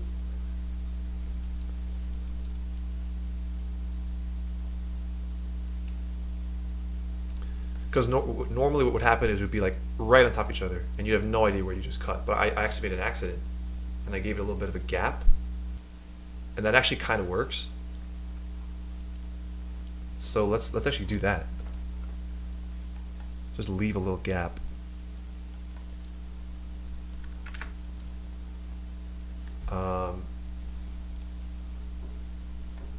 So to do this, cucumber slices have a scale of 0.2. So this the Y scale is going to tell you oh, this is tough. This is tough, actually. I'm thinking, do I still have the cucumber slice open here? Okay, perfect. Okay, so what I'm going to do is I'm going to put the origin on the bottom.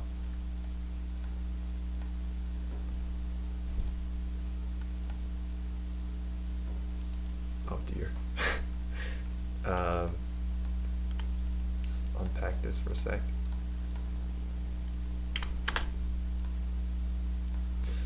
So now I think X is going to be Z. So now the scale tells you the distance, basically. So now if I have a cucumber here at 0 and I have one at 0.4, the scale is 0.2. Okay. This makes sense. This makes sense. So now, jeez.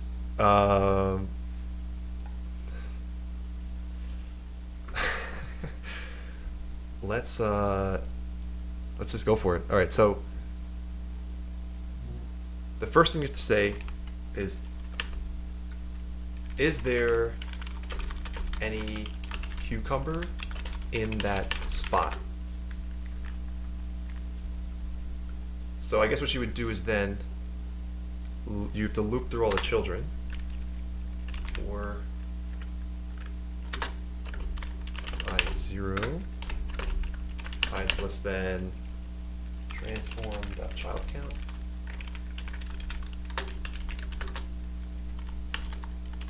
I plus and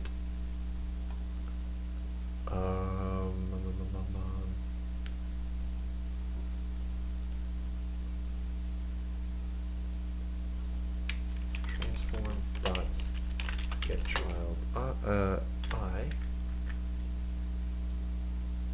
This should probably be a function. Okay, so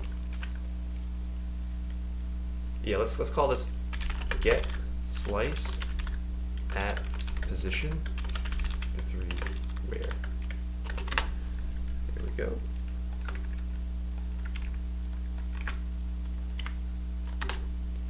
So now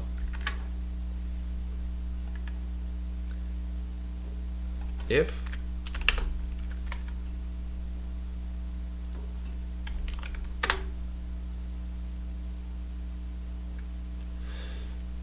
so now there's like there's two checks here, right? So if where.x is less than transform.position.x, oh no, greater, and where x is less than transform dot local scale dot z times 2. Oh no, you have to add this to it. Oh god, this is getting it's getting ugly. Return true. So right now the knife's at position x is 0, right? So now this is at position x is 0, but this, so let's do like this, right? So now is 0 greater than this negative number, which is true, and local scale is 0.2, so we have to add 0.4 because it's doubled. So actually, maybe it's easier to not to double things, to just have that be the slice.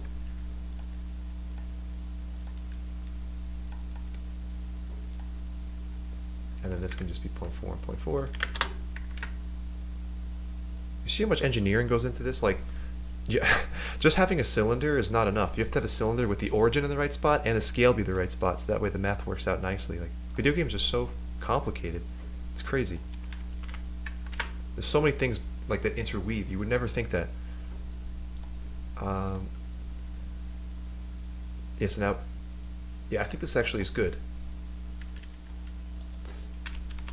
And if you get through the whole thing, and none of the pieces are, you could return false. And now, if get slice at pos, clear, print yup.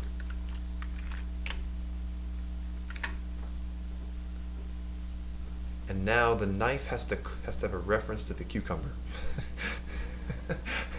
I love saying these sentences out loud. They're so ridiculous. Public cucumber behavior current cucumber. So now on left click,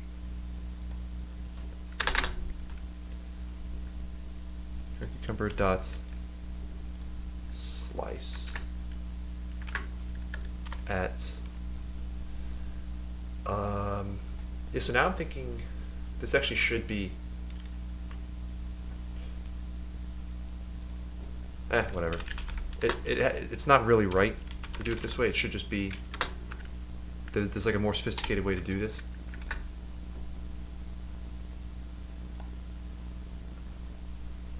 But again, okay.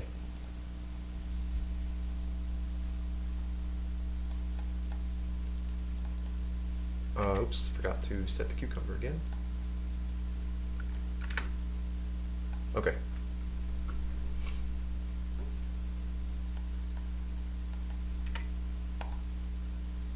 Oh, look at that. That actually works.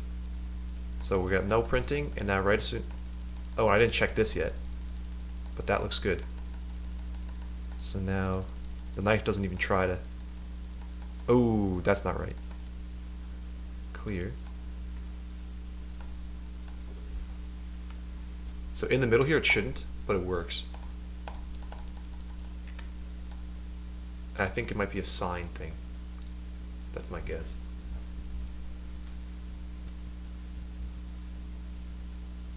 No, actually.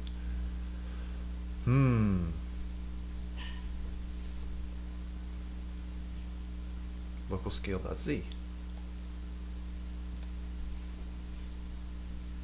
It needs to be less than that.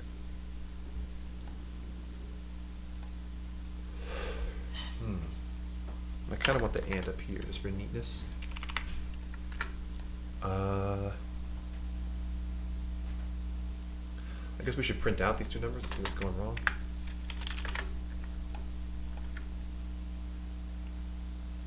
Or maybe just this, make sure this is right.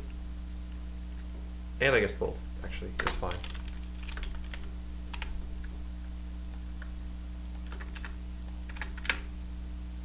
All right.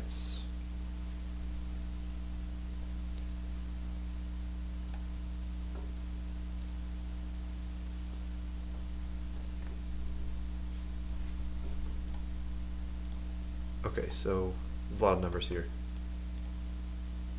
Why is it printing twice? Oh, because it's two children. Okay. 1 and 1. Oh, it's not trans. It's yep. I was getting the size of this thing, the parent, instead of the actual slice. Yeah, that'll do it. Quick fix.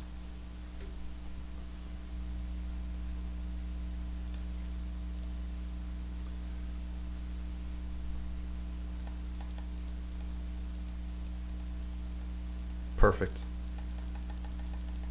Okay. So we have to do one thing, which is we have to make sure that the cucumbers stay in like a sorted order, where the left is on this side, the first one, and the second one is on the right. Because if we do this, then things are going to get messed up. So anytime we make a slice, it's in, let's now make that prefab.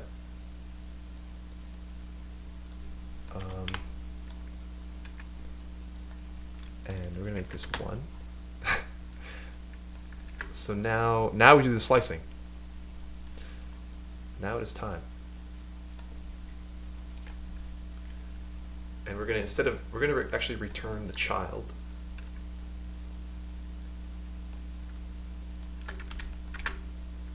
And null. And this is the transform, right? So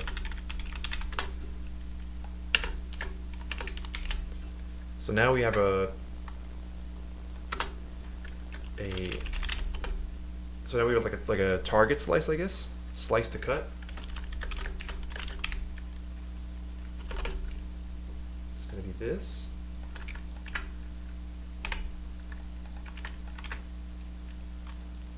All right, now it's time to actually do the slicing.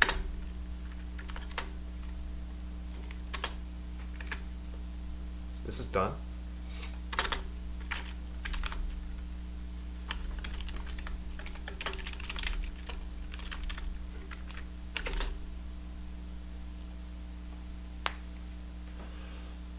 So this actually is pretty easy, I think.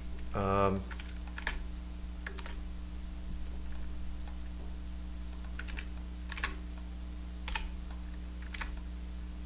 we have to do is we need a reference to the cucumber slice. Call it cucumber fab. New slice equals. Oops. Let's do transform. New slice equals instantiates this dot transform, and now new slice equals or dot. Okay, so dot parent. Let's do set parent. All right, never mind. Set parent equals this, and then new slice dot position equals well, actually, new slice dot set sibling index equal to slice plus 1. Get sibling index. So now this will keep the sorted order that we talked about just a second ago. We're going to set the position equal to where. Oh wait. Oh, you actually need to know the position.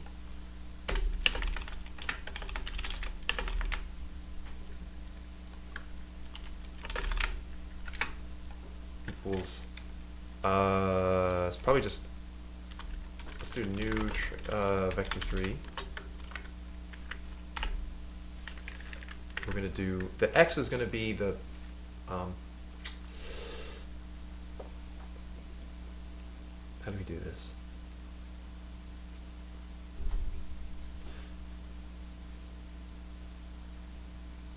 The x is going to be the position of the where.x, and everything else is going to be the position of slice.position.y and slice.position.z.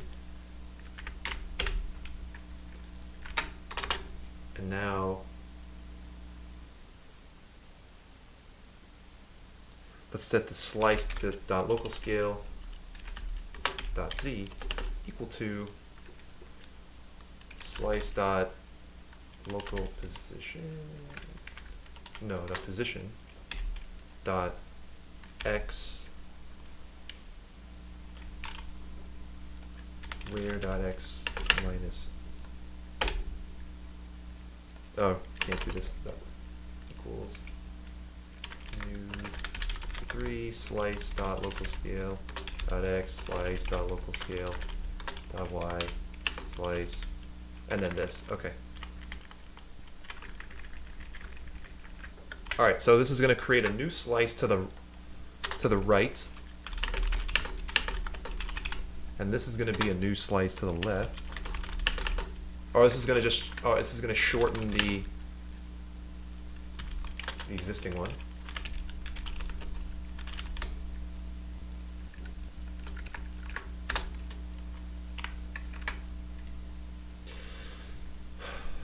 Now this isn't going to add that little gap yet, but it will get us to start slicing, which is cool.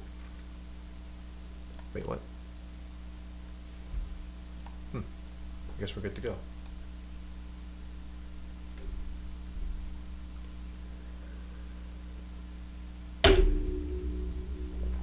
All right. Oh, that looks pretty good. Oops. Guess what I forgot to do? Same thing, for like the 5th time this stream.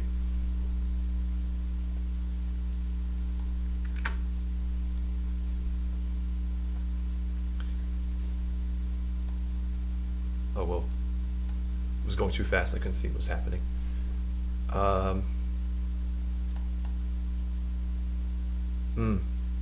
You have to click.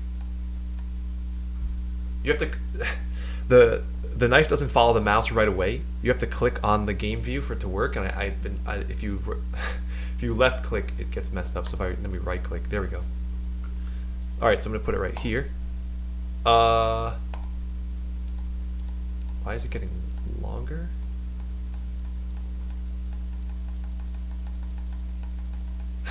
This is already really fun. Teach knife skills to children. I don't know. So the new piece is the wrong size. Wait, what? Wait a minute. Oh, I didn't even set it. Duh.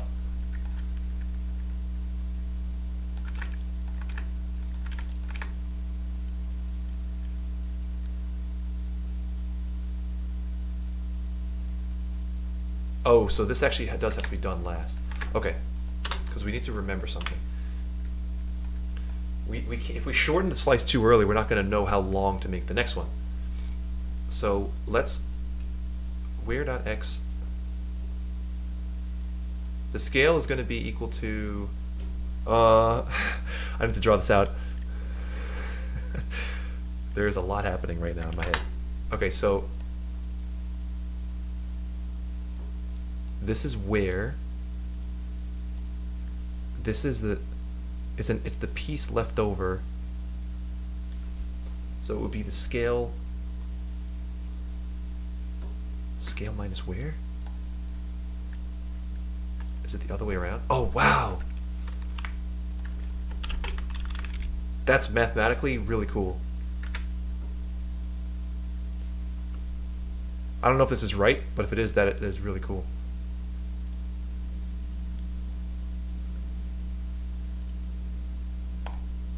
Okay, it's not right.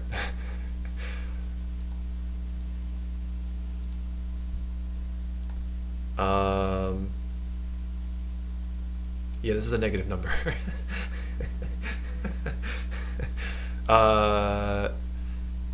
It's not a local scale.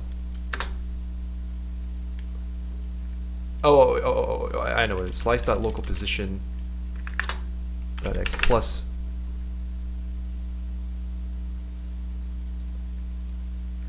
Is this it?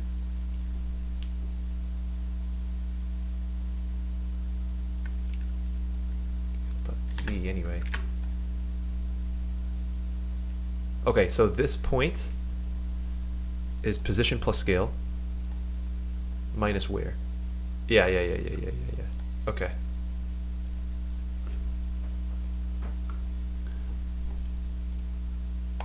Hey, there we go. And is it being sorted properly? 1, 2, 3, 4, 5. Oh yeah. Perfect. Perfect. Look at how fine you can make it too.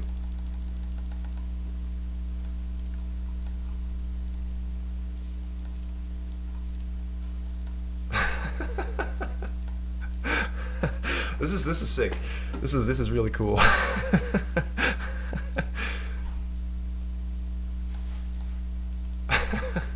Of course, there's no objective yet. And let's add the gap now. Okay.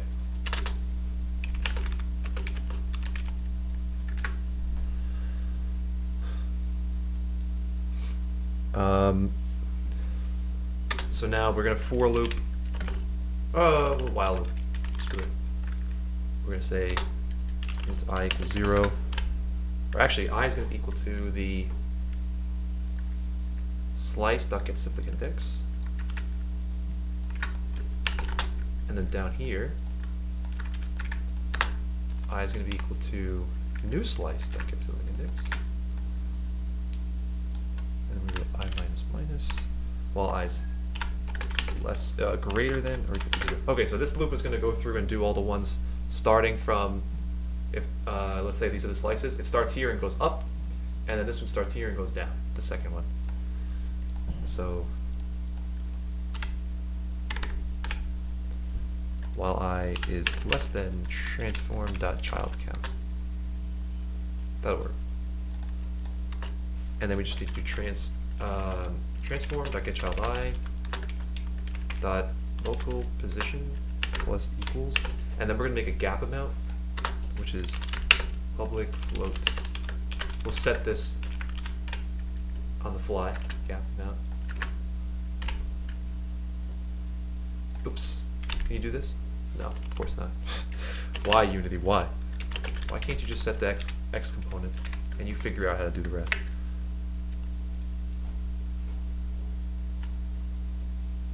Wait, it should, wait, oh, I know why. Plus equals vector3 dot right times gap, or vector3 dot left. And then this one is vector3 dot right. Okay.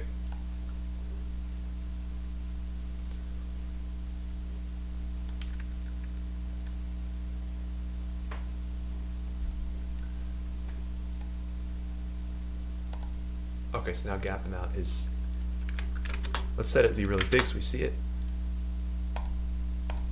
Perfect. And then we'll make it more reasonable here. Oh, it's still like really big.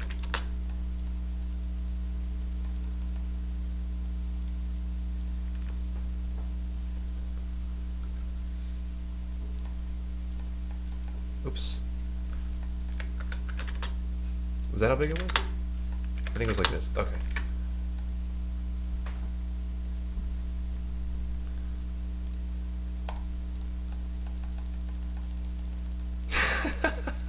Why is this so entertaining? It's very satisfying, but at the same time it isn't, because this looks like crap. So there's already like an inherent challenge like built in. The problem is that you really need to be able to you have to like really, you can't really see what you're doing from this far away.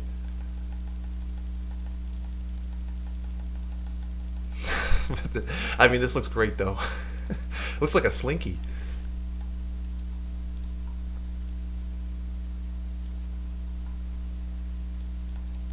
And we're going off the cutting board. I don't know how I'm going to fix that. That's kind of a problem. I don't know how I'm going to get... maybe I'll have like a hold shift to zoom in kind of thing.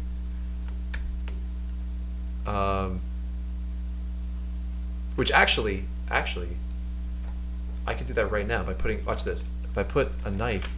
Sorry, if I put a camera on the knife...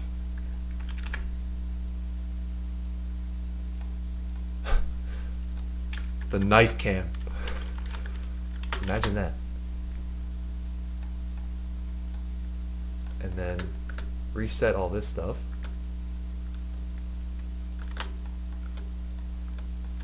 Oh wait, we need some of this.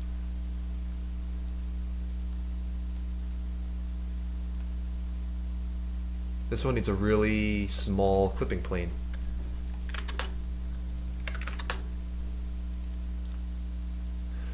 Why is it not rendering the cucumber?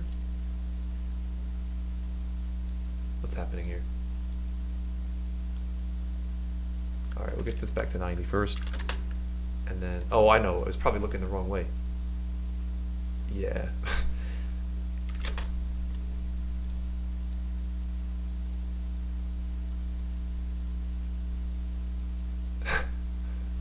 Yeah, that's how close we're gonna get.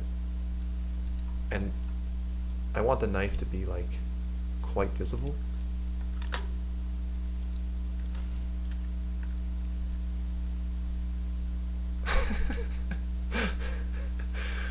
And then this needs to be actually kind of lower. Okay. Now we're rendering knife cam. Okay.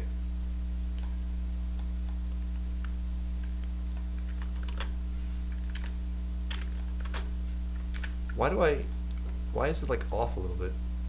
Do you see that?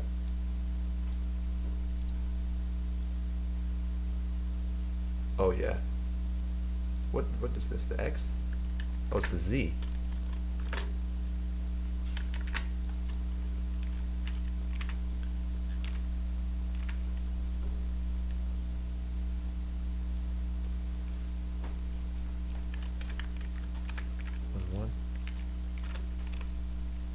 Oh, that's dead center right there. It's like a little too low though. Let's get this up to 0.4 or 2. It's like kind of unfair. Okay, that looks good. So now knife cam is gonna be off. I don't know how we're gonna control knife cam. I guess maybe left and right just kind of is a relative motion.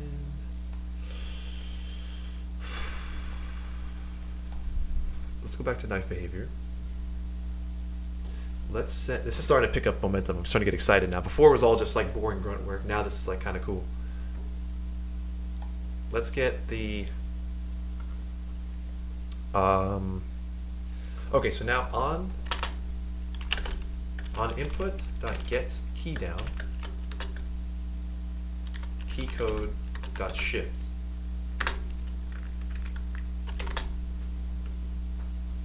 Okay, and now we need a reference to camera, public aim object knife cam.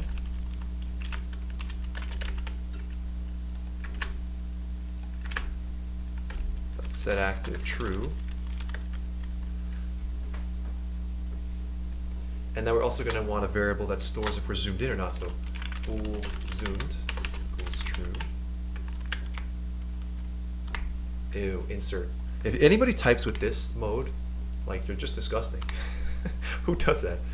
Who? Look at that. That's the most disgusting thing I ever saw.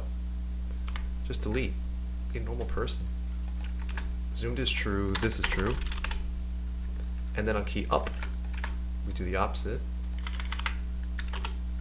False and false.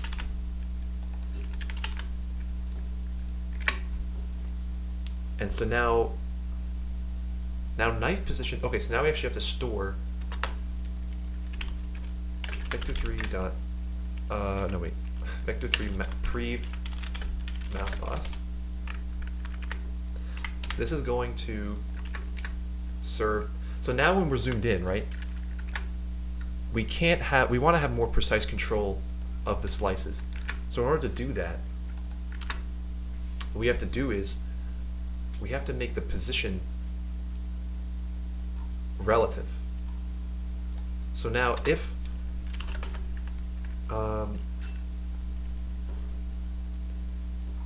previous, so we're gonna update this. Oh, also knife height has to get updated in here, right? What is it actually now? It's 0.42.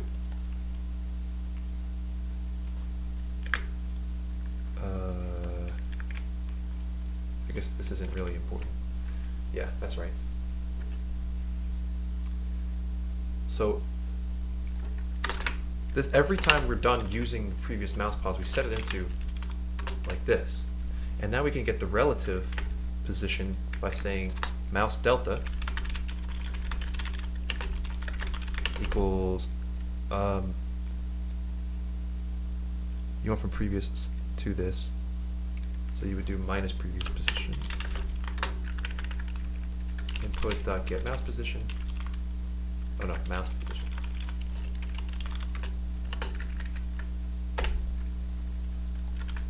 So now, if resumed,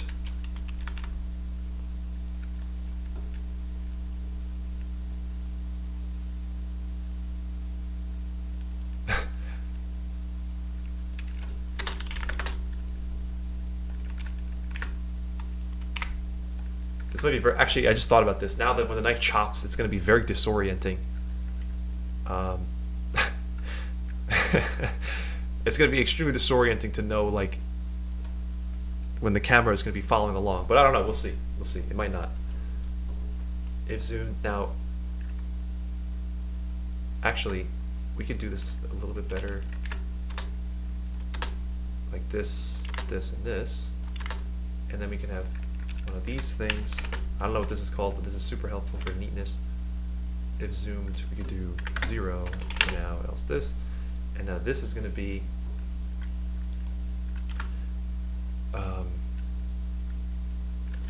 transform.position.x plus mouse delta.x times, and then we need a public zoom mouse sensitivity. That's a float.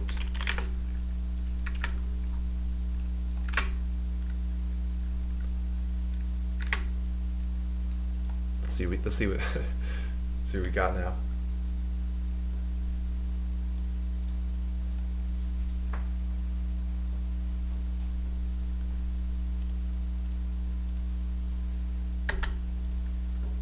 Oh, that is the 6th time. Forgot to set the parameter in the inspector.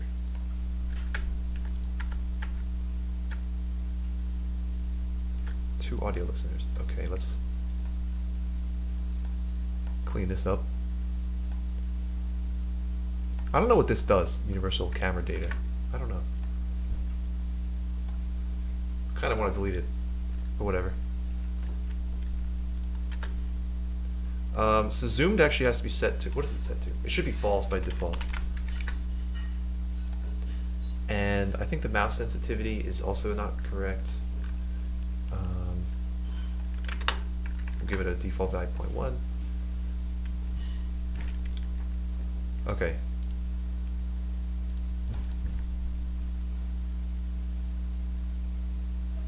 Aha. This camera does not need the look at script. Also, it was probably too sensitive.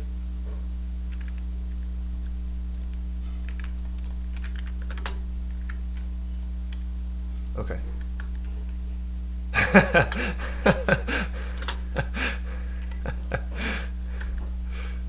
Oh my God.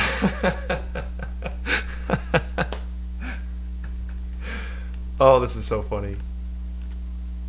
And it like, the transition is like kind of nice. It's like, this is sweaty right here. How precise can we get? Yeah, that should not happen, I don't think. Yeah.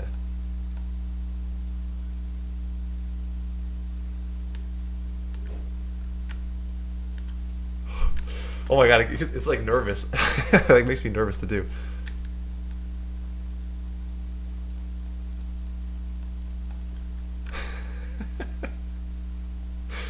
This is wild. Can you even... Oh my God,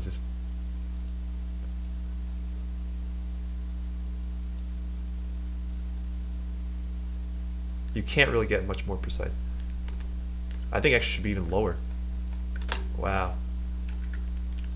Yeah, that's right. Oh, how thin can this go?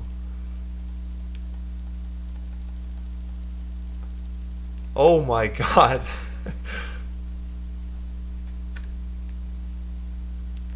This is crazy. Point oh oh oh one. I'll copy it so I don't mess it up. That is funny. Okay. So let's save this. We got basic cutting mechanics. It's going pretty smoothly so far, I gotta say.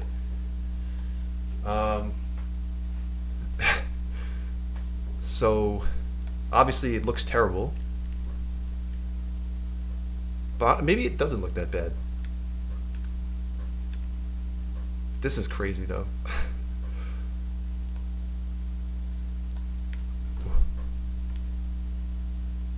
The fact that you don't really know, like this is clearly like, you don't really know where it's gonna cut is like kind of fun. The shadow is kind of annoying though. Let's see. How to increase shadow resolution. This probably is in project settings somewhere. Quality.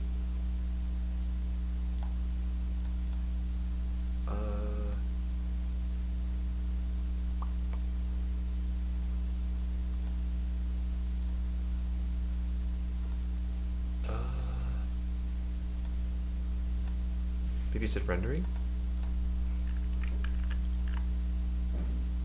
Shadows.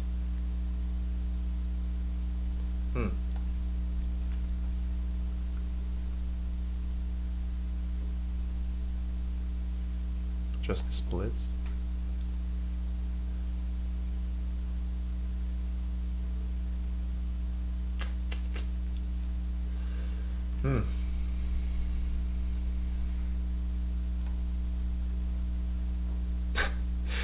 This guy said, "Too bad, can't help you." Who can? Oh, people are so mean.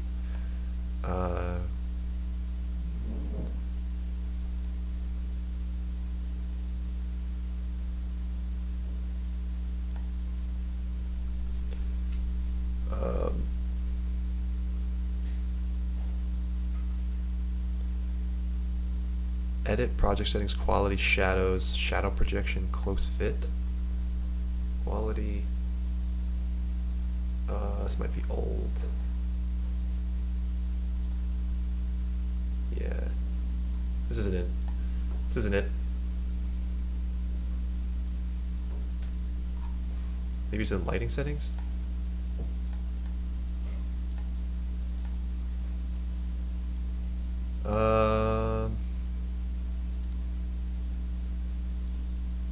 I don't know, this doesn't look right. Light map. I mean, I could just like scale everything up, but I've already done so much work to make sure everything was scaled properly.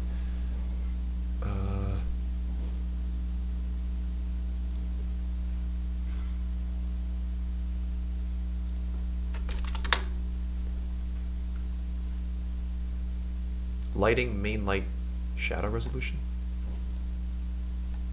It's in here.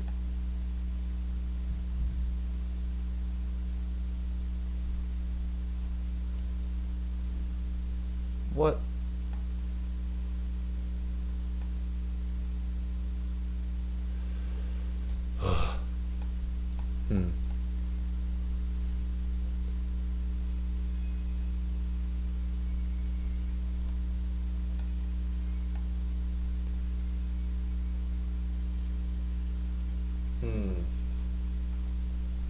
The resolution of a light determines a light's shadow map.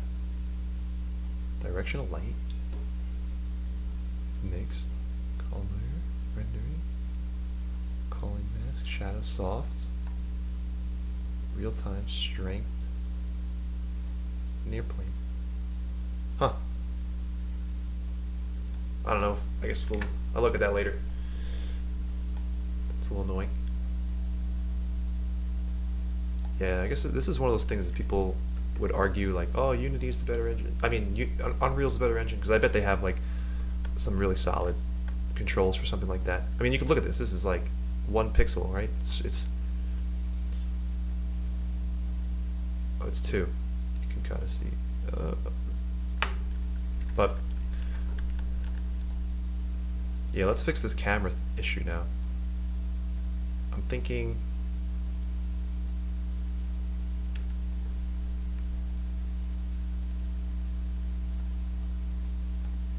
I want the mouse to wrap around.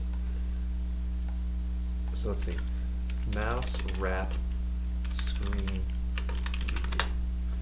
So one of the problems I'm seeing is that when you're zoomed in and you're holding shift and now you're going off to the side, the mouse goes off the screen. And it needs to, you know, not do that. How do mouse wrap?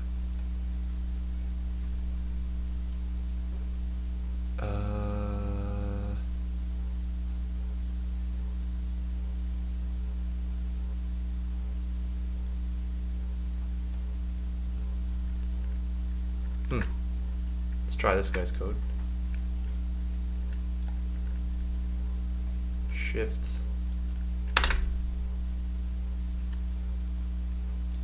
What's the import? Unity editor?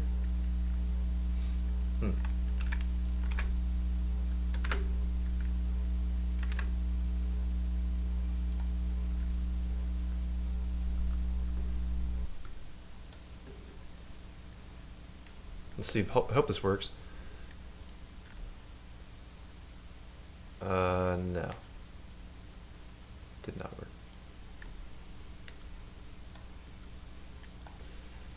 This is the part of game development that is pretty annoying.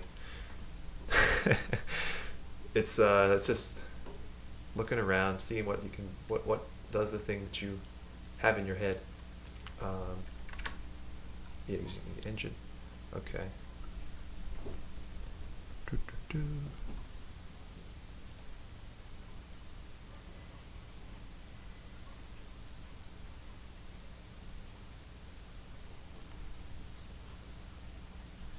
That's interesting. I mean, what about locking the mouse? Would that solve it? Mouse. I don't know. I wonder if the script would pick up any movement if you did that though. Lock mouse Unity. Cursor lock state. Yeah. I've used this before.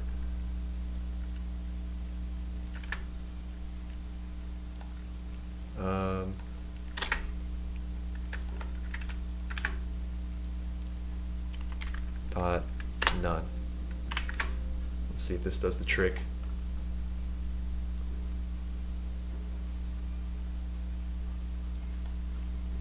I have a feeling this is going to break the zoomed in movement.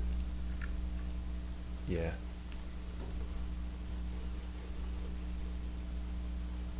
Yeah.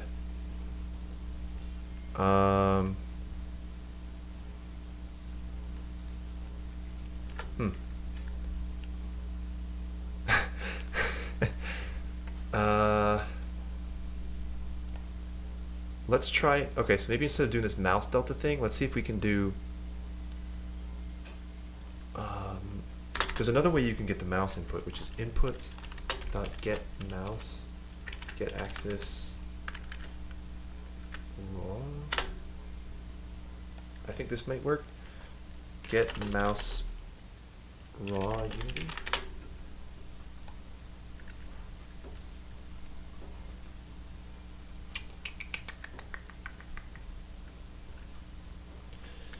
Lots of debugging here.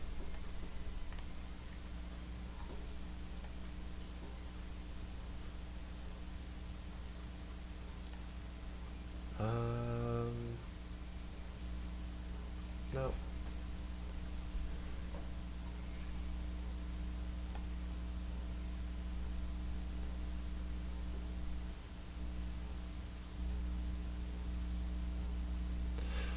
Oh, I could pull this from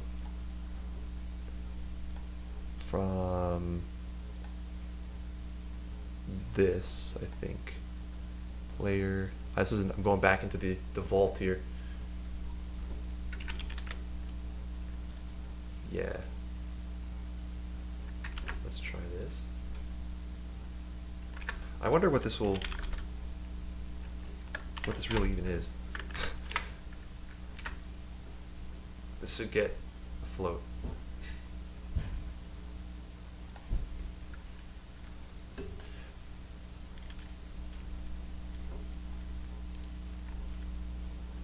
So it always brings your mouse back to the middle, which is I think it's okay.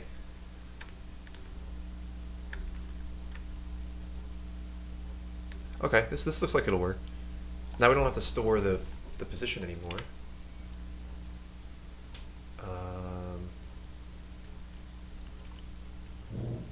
And now mouse delta can go like this. I think this might have just fixed it.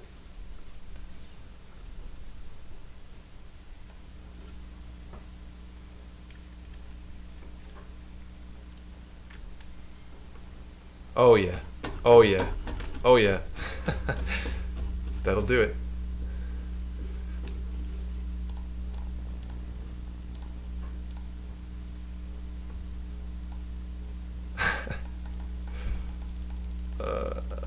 Can we get this one? I don't think so. Oh, got it. Can we get this one?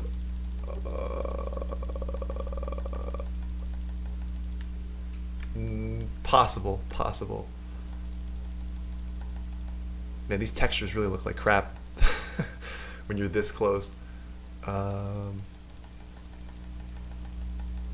Oh, that's a cucumber slice if I ever saw one. If you were to hold this, it must be like 2 atoms thick.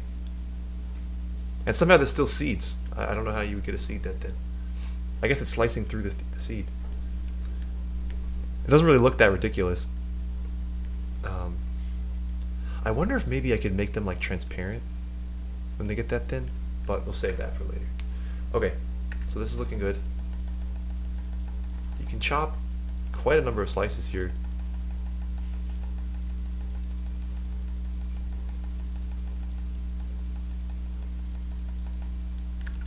With precision. Okay, so let's fix this camera thing. So now the next thing is the camera. So now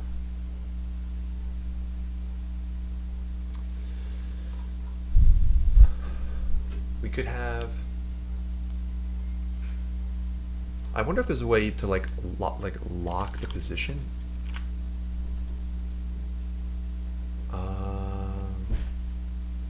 Make it like it's just like it says position dot y.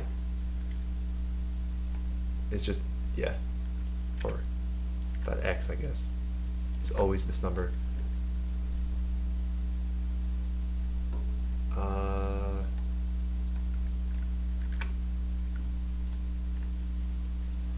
I don't think that'll work. I think probably the best way to do it is just make another script.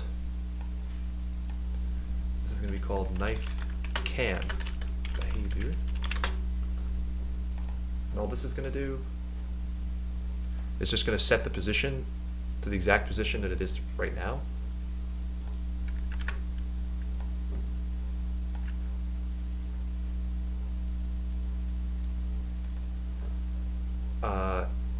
Just without changing the y. So transform that position equals game objects, or just to transform game knife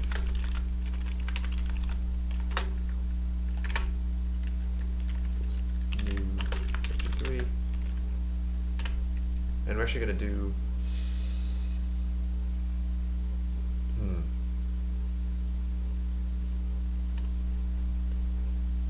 because we want the game knife. Oh, jeez. We want this. Okay, we want all these offset numbers, right?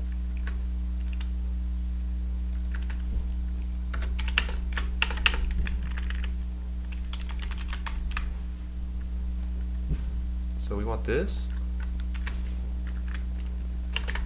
and and we want this.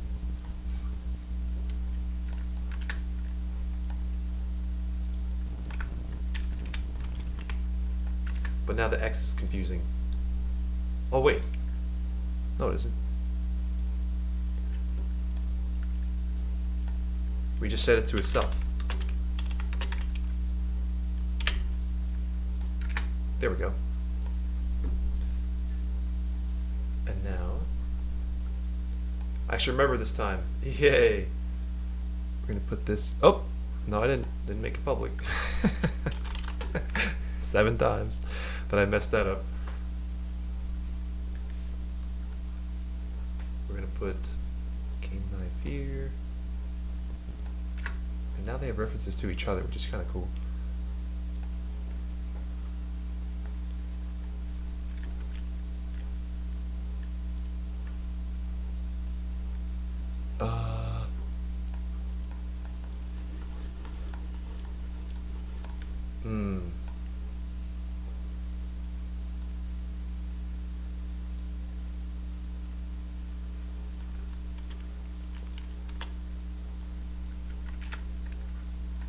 I didn't do this right.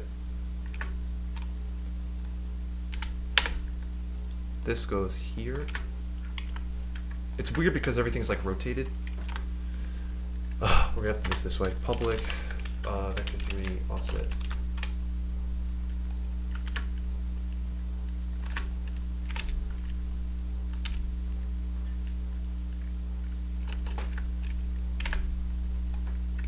And then the Y is locked. Okay.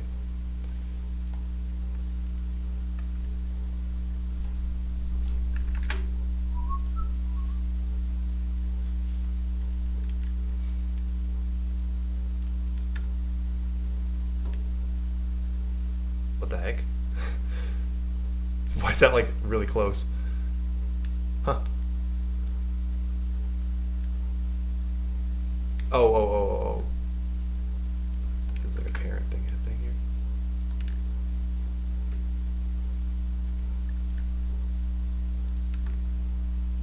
Yeah, it is like kind of close. I don't know. Weird.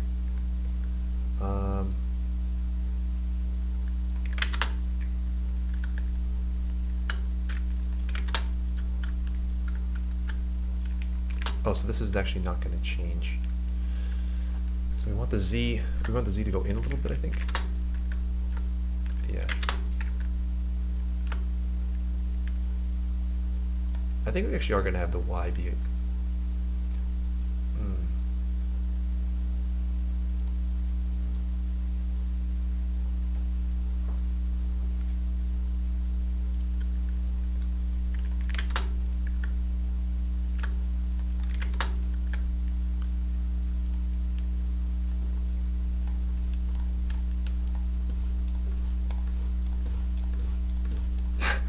This is like flow state right here.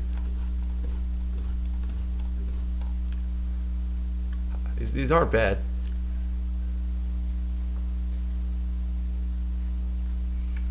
But is this the one that's like 0.05?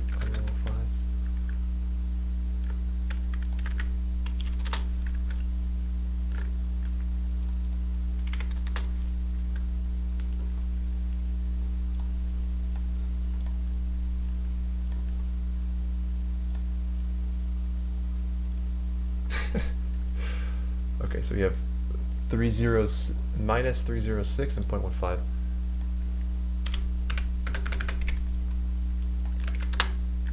All right, I think maybe it could be up a little bit, 2 point. Just test that out. This is looking pretty good.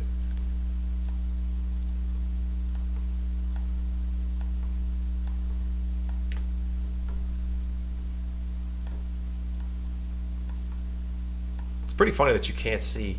There's not like a laser or anything, which I could actually add.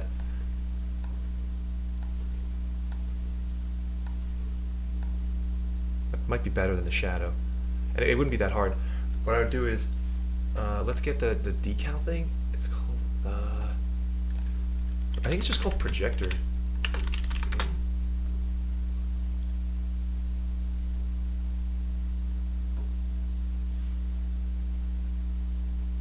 I think that's it.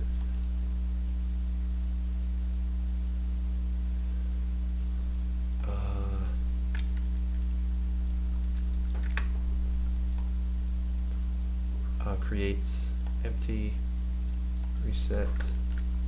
Bring it up here a little bit. Projector.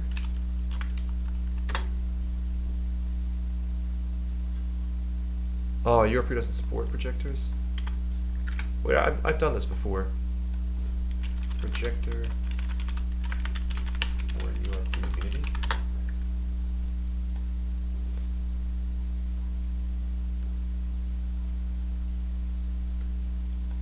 Oh, decal projector?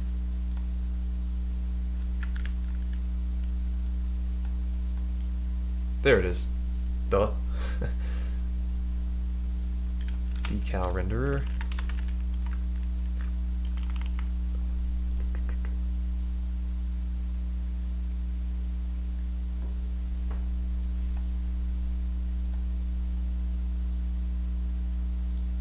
It's a material, okay. So cutlery. Let's create a material called laser. Make it red. Right? Decal. Oh, there's two. Shader graph / decal, and the other one is legacy shaders. Okay, so we don't want that one. Base map, normal map. Let's do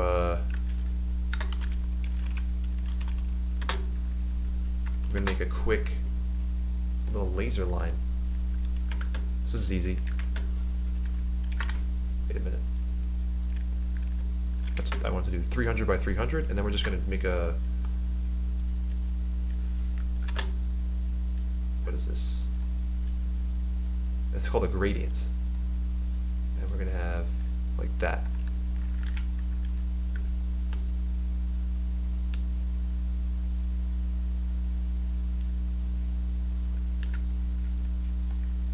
I hope that's right.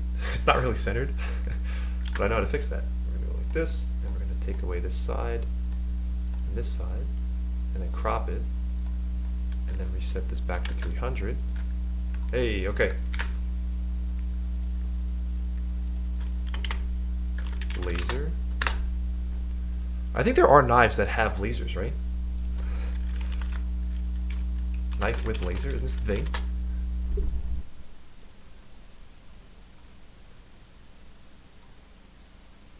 Oh, it isn't. No. I guess.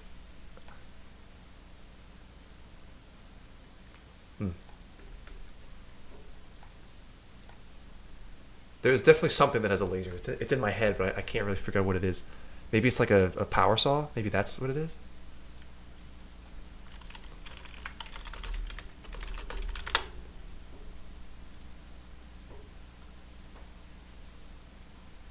Yeah. Yep.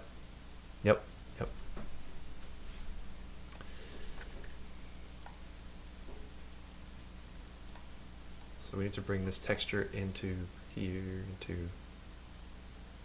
yep. And now we want this base, and now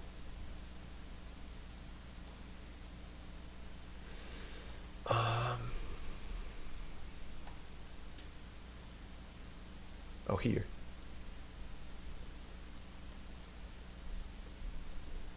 We're getting there. I think it may be Z. Oh, nope. Where is it? No render has a decal render. Let's see, look this up. No render has a decal render feature added.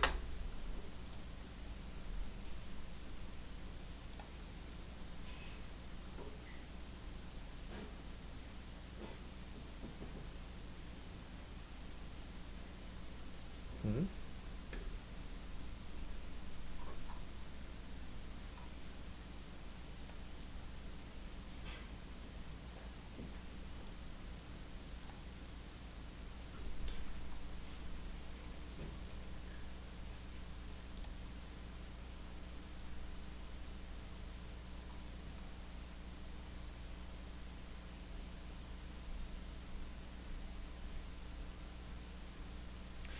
All right, so let's create the material, create a new, add a decal projector component. Yes. Yeah, add a decal render feature. Okay. So we need to add the render feature to one of these things. Is it this one? Oh, it is. Okay. Decal. Okay.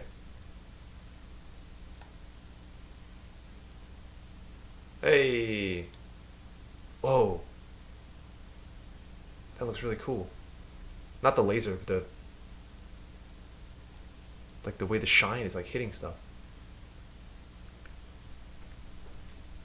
All right. Well, this is the rotation we need.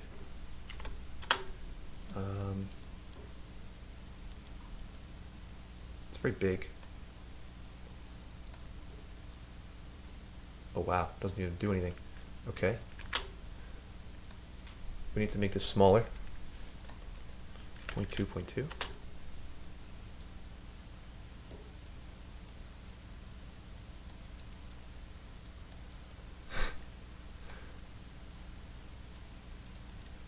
This is so funny.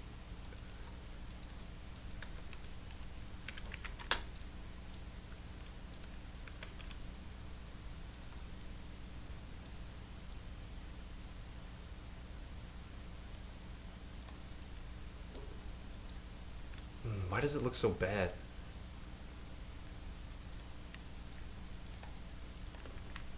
Is there some kind of like... Wow, that was lucky. That worked. I don't know how the laser is getting in there. It's kind of phasing through.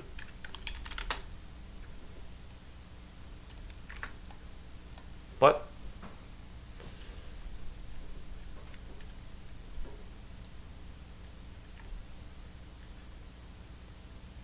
it's like too thin. I mean too thick. Let's go with 0.2.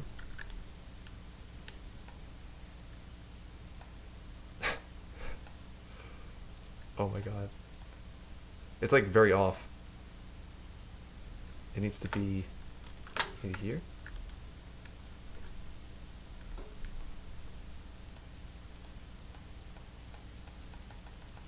Well, that made it worse.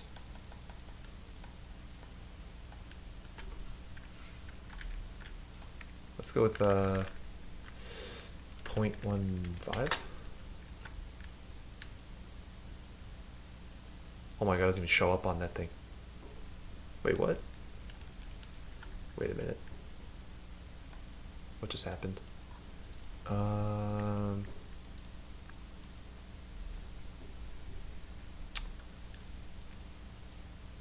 Oh, X is up. Oh, Z. Yeah, we want to fix the Z. Huh. Okay.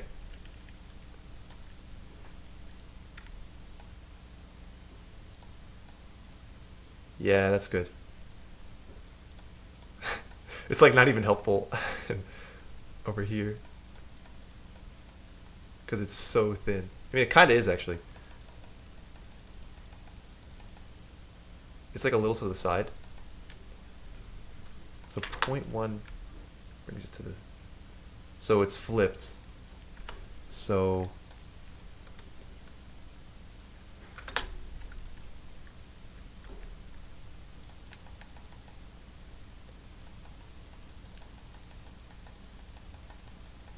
Yeah, I need to add like 0.01, something like this.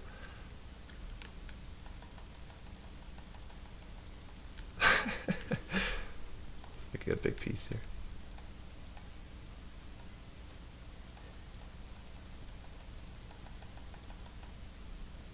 Is this too much?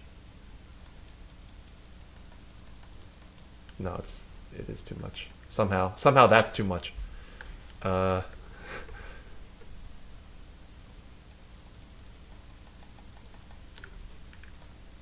And that wasn't enough, so let's go with 0.3. This is probably the funniest thing I've ever done. That's not true. It's the funniest thing I've ever programmed. That's what I meant to say. Why does it feel like it's getting worse?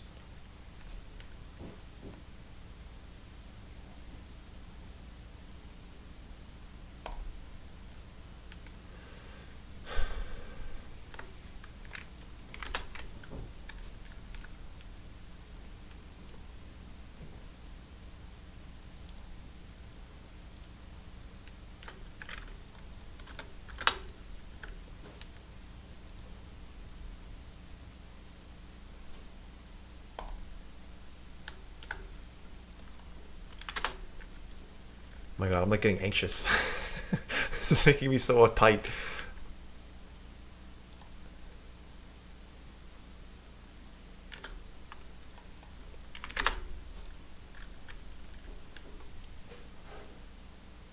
It's supposed to be a calming game, but it isn't at all. So now the big piece is on the left.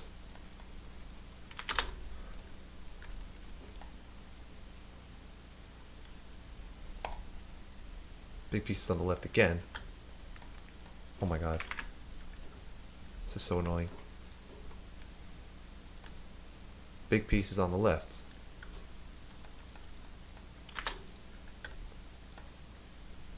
Okay, that's clearly wrong. Okay. If the big piece is on the left, that means it's too far to the right. Which means this is actually probably pretty close.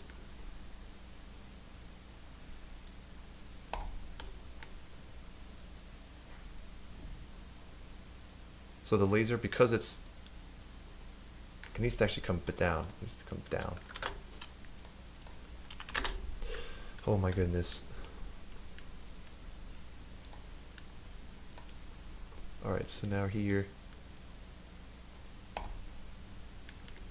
It's big piece on the left, so it needs to come down again. What if we just make it 0? Maybe it was right all along.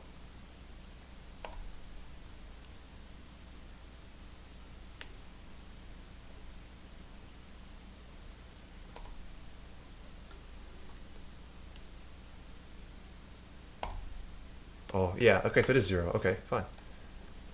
Perfect. Alright, so now the laser is going to be like an assist, so I'm going to turn it off for now. And we'll push it to the GitHub. Let's see, so added laser assist. And now we got to add the thing that controls how well you can, like the game, basically. Like how do we score? How do we? Why is this? There we go. Okay. So I'm thinking about having a button that when like a press enter to submit. That sounds good. So we go to options. Let's grab this title thing, put it in the game, and reset everything.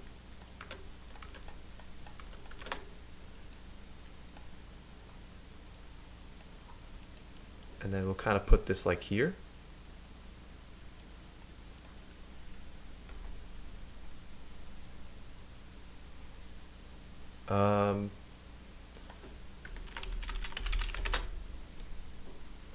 And I'm going with a key press to signify that you're done and not a click, because I don't want anyone to get nervous and accidentally think they're going to cut something. So this is just going to say press. Why is everything in caps lock? Press enter to submit. Text size 100.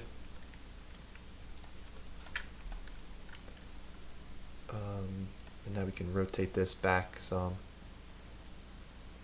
Right about there.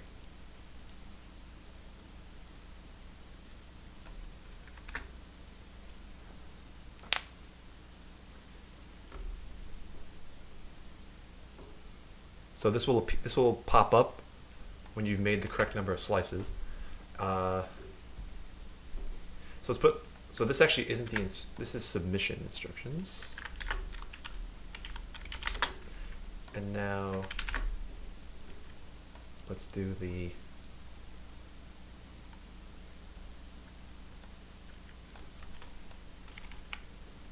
cutting instructions.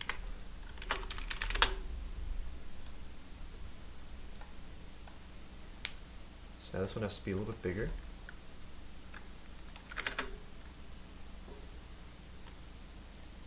And the shadow tile needs to come down a little more here, and up a little more here.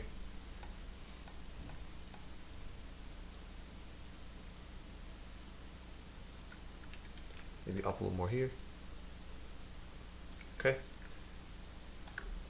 And this is going to see cucumber into 16 slices. This looks like this could be a lot of fun. Not 100% sure.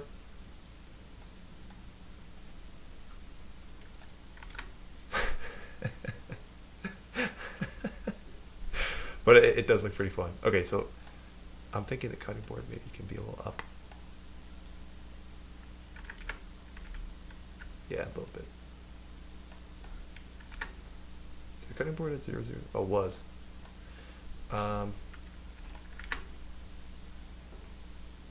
Yeah, the font's a little bit messed up here. I don't know what's going on. I was supposed to fix that yesterday, but I didn't get to it.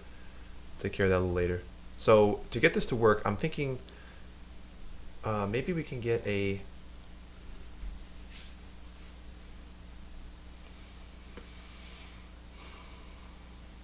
We probably need to have some kind of game controller.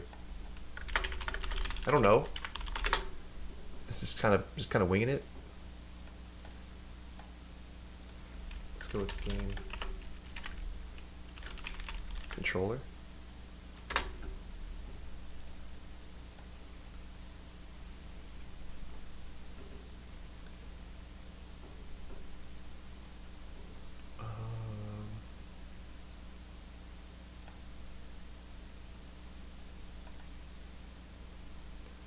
I don't like the name of the script because it kind of sounds like an actual physical controller. So I'm going to change it to behavior, just like the other one.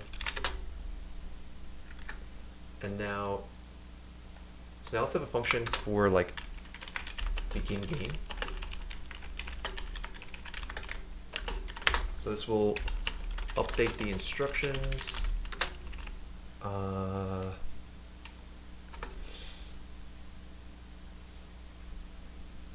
It will receive the submission. It'll turn on submission instructions. It will, this should go up here.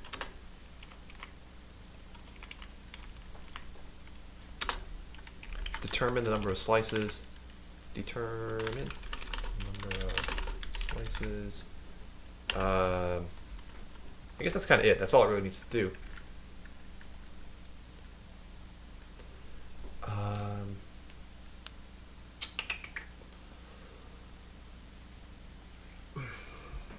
I just got in my head, I thought of how could the game start? So when the circle wipe comes on, the knife should come up from the side of the screen maybe.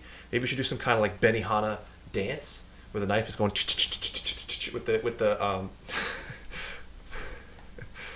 what is this thing called? The metal rod for knives? The honing knife? A honing rod. Yeah, it goes with the knife with the honing rod. It goes, and then it does a flip, and then it's ready to go. That'd be pretty good.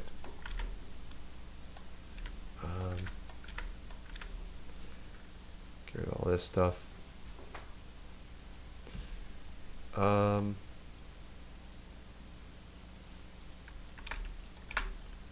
So let's get references to stuff. So game objects dot, oh no, game object, this would be submission instructions, and this would be cutting instructions.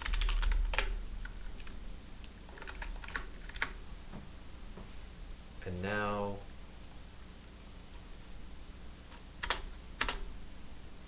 if we, so let's see, int num slices. So we can have, so now this will be like, you know, obviously the number of cuts you got to make.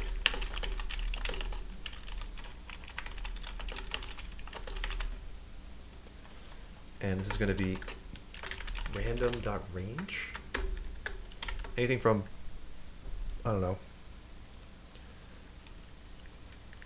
Let's do anything from 4 to 20.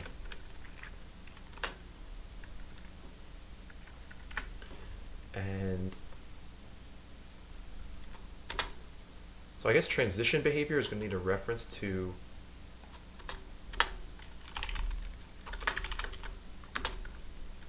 game stuff.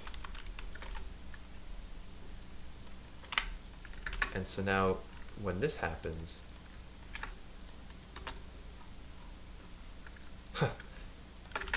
whoops.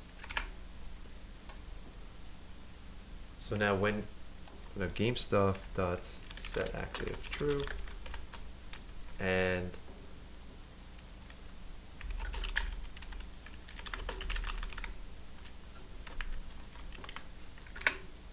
so I went to the transition behavior thing, and I just made it so that way when the curtain is finally like complete with an opening, that's when it actually will enable stuff. So like the game doesn't start while the screen's not fully open. Once it's fully open, the game will start. Come over here, and I'm going to make a on awake. How do you do this? On start? Or I guess just start is fine. Is there a way to do on awake? Unity on awake? Oh, it's just awake, duh. Awake. Begin game. And let's see, does menu controller just kind of this freestanding thing?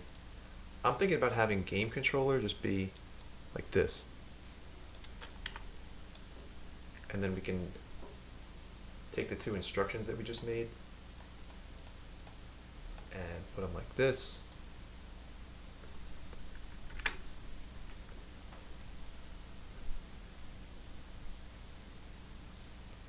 Except submission is going to be off right now.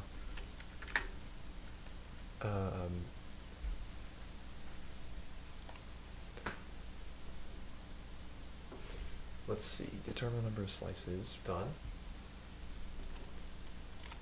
Now update the instruction. Okay, so now cutting instructions. Dot transform dot find.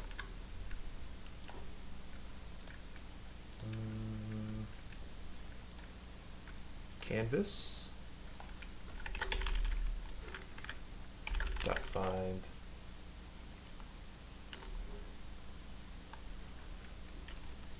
Got a ladder outside.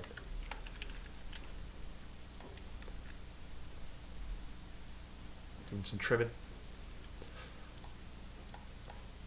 Title and title shadow.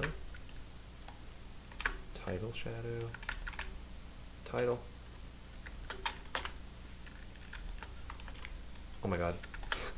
There we go. Get components. TMP pro.tmp text. Text equals in the string instruction text equals, and I'll just go grab it.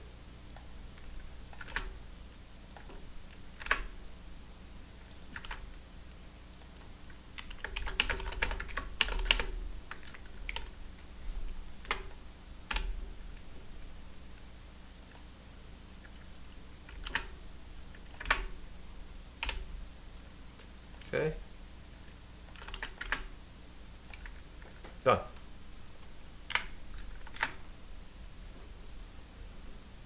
And I guess now, anytime you make a cut, or anytime the cucumber gets cut, it should tell the game manager or the game controller that we may be done. Behavior. This would be like a public cut was made.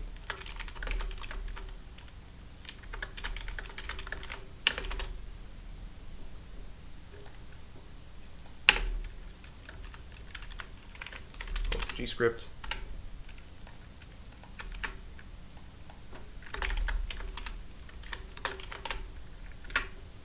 And then, so now, oh, and also we should have int num slices,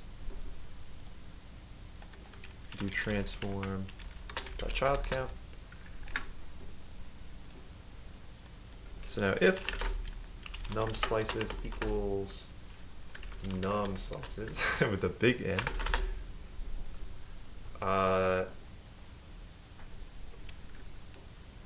gonna turn submission instructions dot game object dot set active true. Oh, it already is a game object. You can just do this. Isn't it funny in Unity you can do this?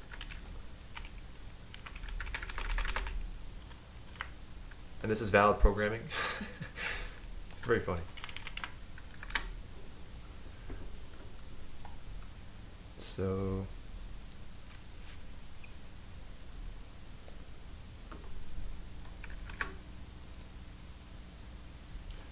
just need a reference to the game script here.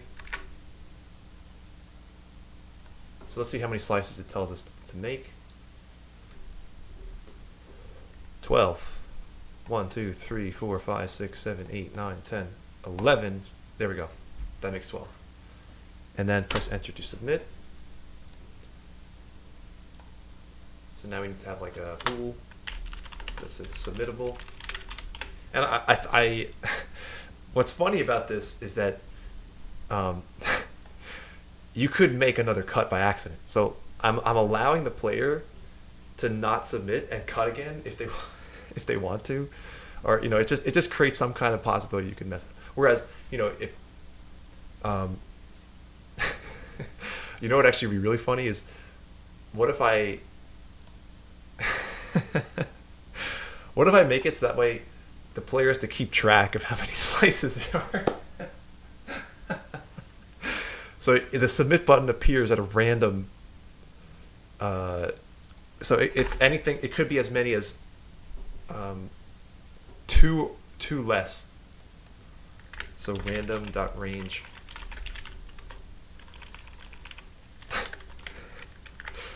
Uh, 0, 2.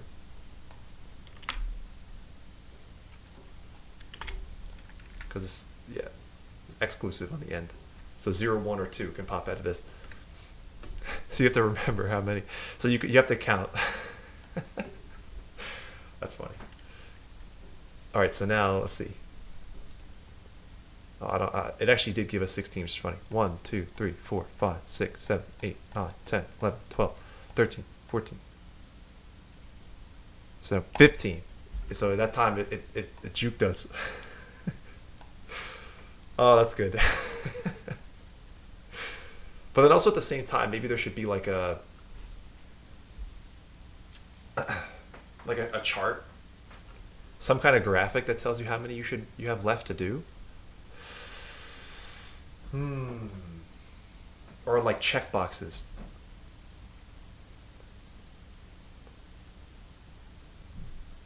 There's definitely going to be like a kind of thing going on.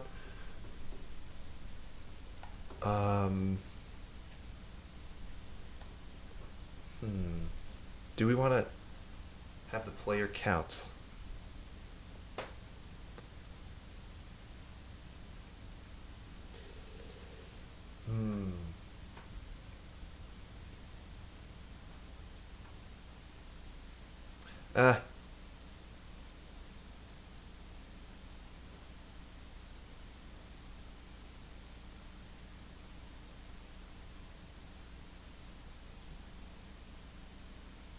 It could be a bar graph. Okay, I'm thinking of all different ways this can be done. It could be checkboxes.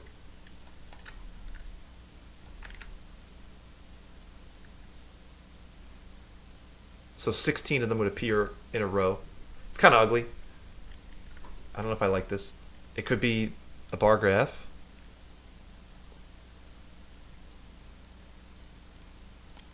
It could be a circle.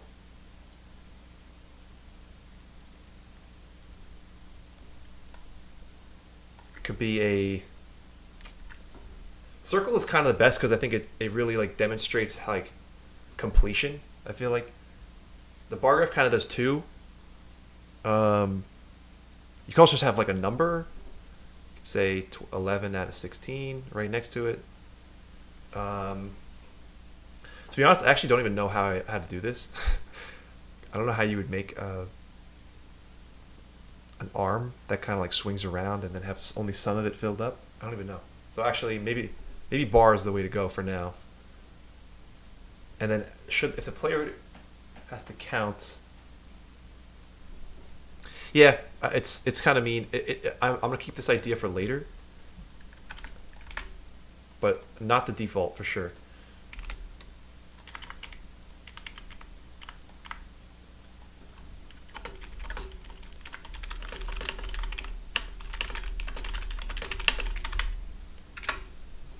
So I'm already seeing two things that can be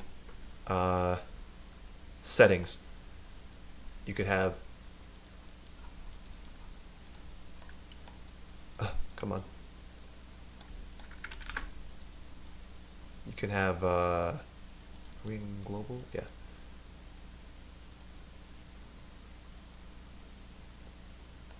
This can be laser. This can be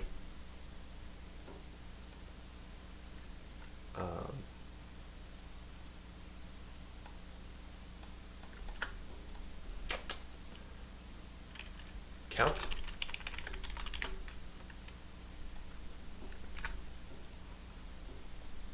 Okay. But for now, it's fine. We don't need this. Cool idea though. So let's make a very attractive bar graph. I'm kind of seeing it in my head already. It's like white with the. It kind of looks like. Oh, let me just make it. Let's do 700 by 200. And we're gonna go with the rounded one, like this. Nope, nope, nope.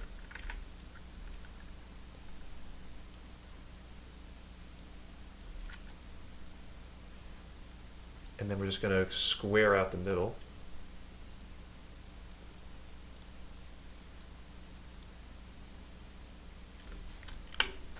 And then it's kind of okay already. Crop this like this. This is going to be the bar graph.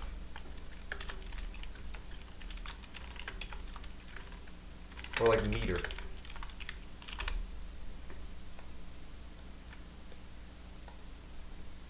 So we actually don't have any UI that is like on the screen anymore. That was kind of a mistake to delete, I guess. So let's see. Let's get the title. I guess we. Shoot. I'm gonna do it this way. UI. Image. What the? UI canvas, I guess. Then UI image. And then meter can go in.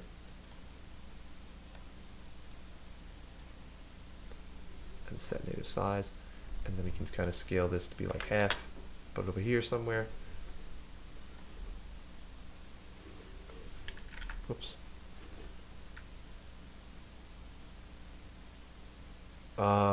Maybe it should be rotated.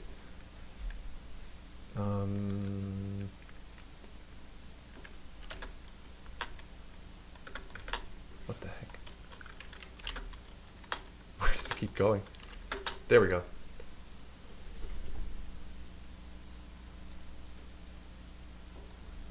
And then another image as a, so actually let's put this, I was gonna say let's pin this properly, but again, I'm not gonna like worry about changing the screen resolution yet. 110.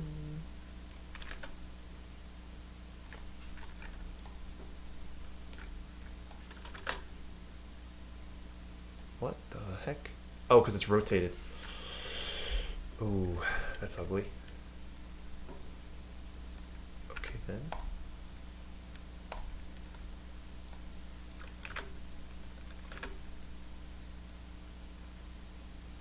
Something like this. And now the width is what we care about. Done. So the max is 590. Oh, it's actually 591. 2, 3. Yeah, 593. Ugh.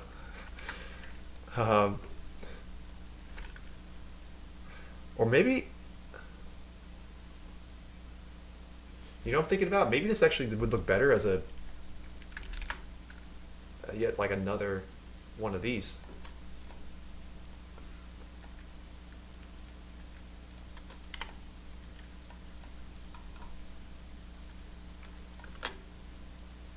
Just kind of throw it over here.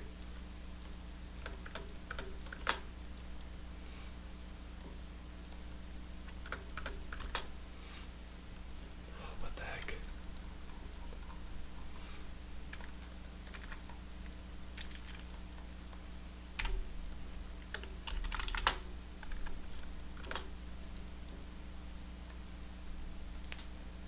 It's kind of like VR, where all the UI is like in there.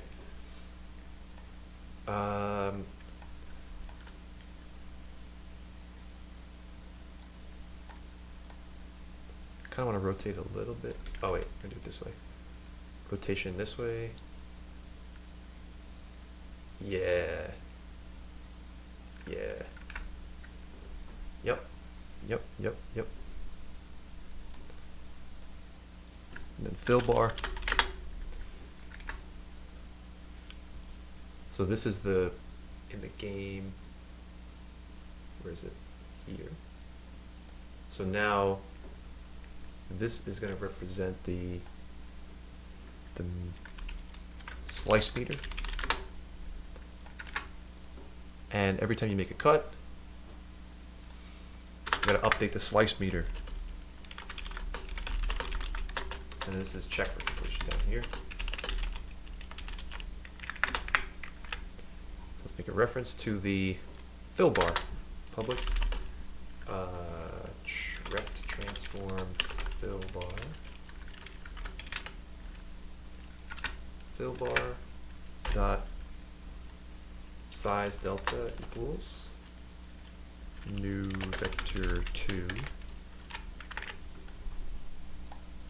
We're gonna do 120, so 593. So that's the full size. And we're gonna multiply this by num slices divided by num slices. Let's make a float for this, just to clean it up a little bit. Do matf dots min of this quantity and 1, just in case it goes over. Throw this in here. And this actually should probably be a float cast. Yeah. Okay. So now let's get the reference right. And we're going to put the reference inside of the cucumber. No, wait. In game. Here.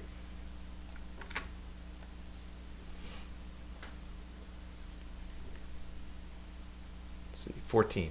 Right? 1, 2, 3. 12,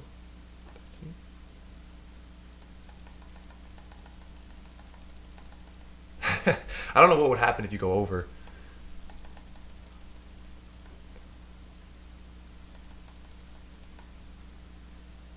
Maybe it shouldn't be allowed. Yeah, we'll disallow it. So let's get a reference now to the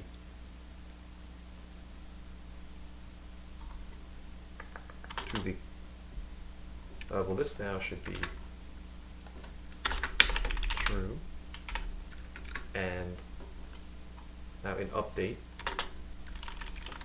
if input dot get, I'm kind of going out of, I'm kind of jumping around here. Oh gosh. Keycode dot enter. Oh, return.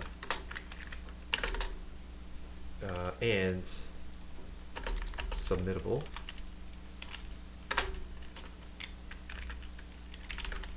Now it's time to calculate the score.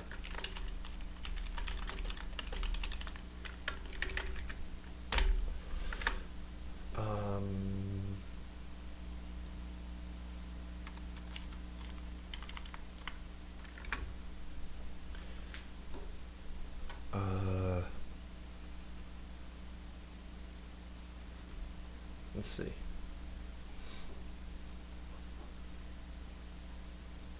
So what was I just doing?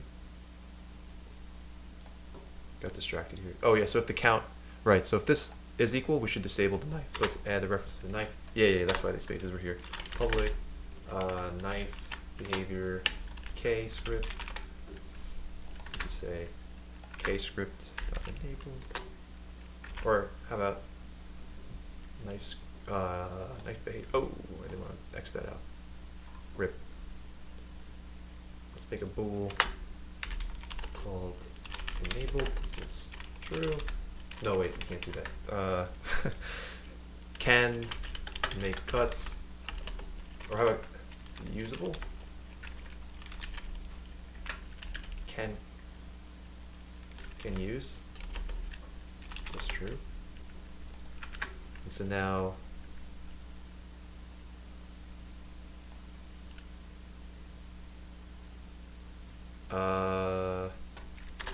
if not, can use return. So now we said that can use, wait, what? Oh, it's not public. Whoops. Can use equals false. All right. So chopping gets disabled when you are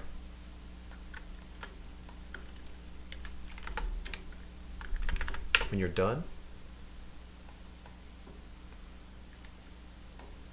This way.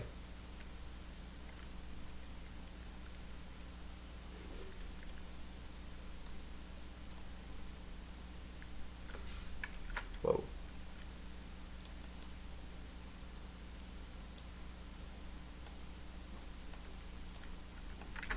Okay.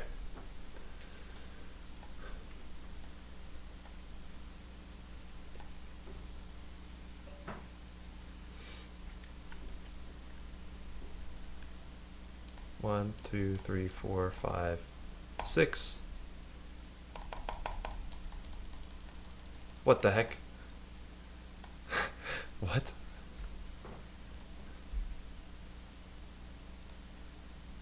False.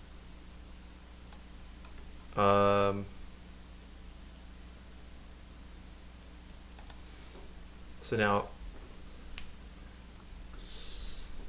on left mouse click,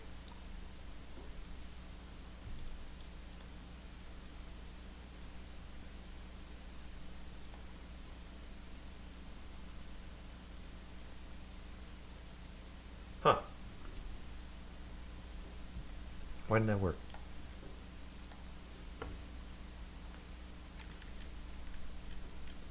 No reference. Oh, I did it again. 8 times.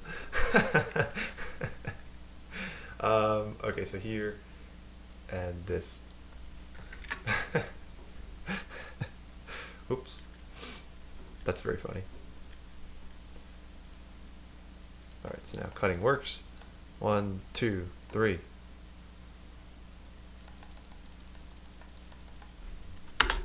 It's hyphenate square. Okay. All right. Last but not least.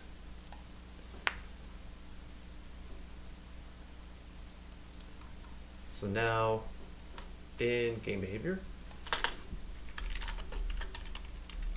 calculate score. So let's just call this here,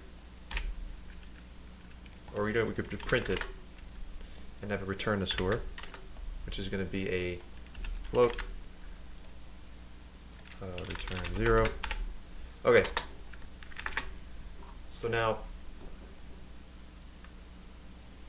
this does not have a reference to the cucumber. Cucumber behavior C script.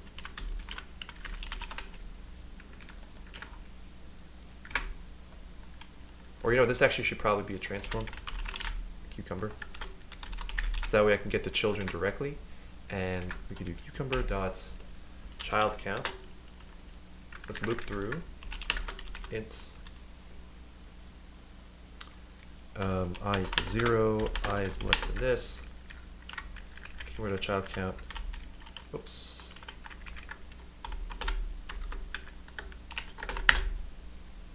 I actually don't remember how to calculate standard deviation.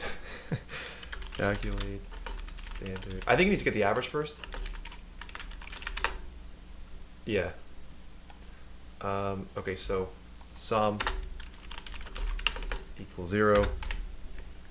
Sum plus equals cucumber dot get child I. It's funny to me because programming to me has always been such a technical field, and then all of a sudden now here we are saying cucumber dot child. It's like it's funny. It is funny. Game cucumber dot get child 0 I dot local scale dot z.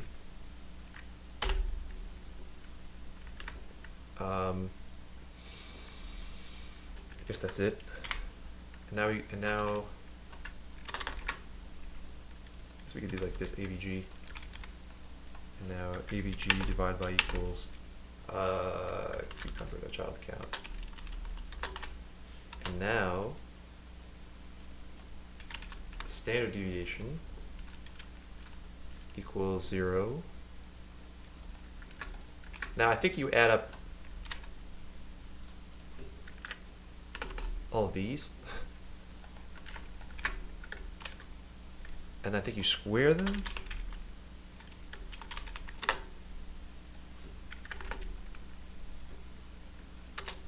And then you, oh shoot, I don't remember.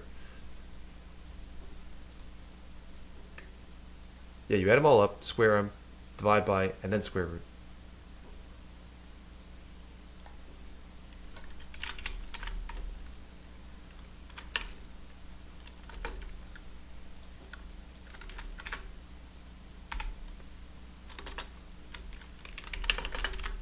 F dot pow.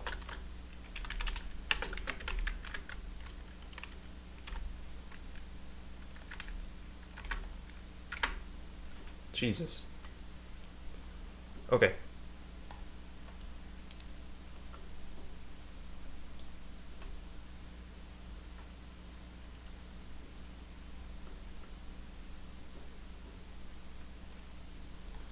Okay. 16 slices. Ready? 1,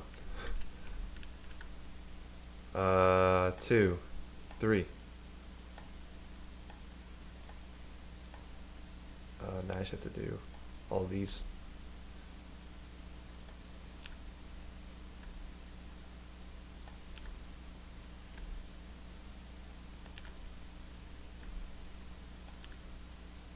Oh, so this is looking good already.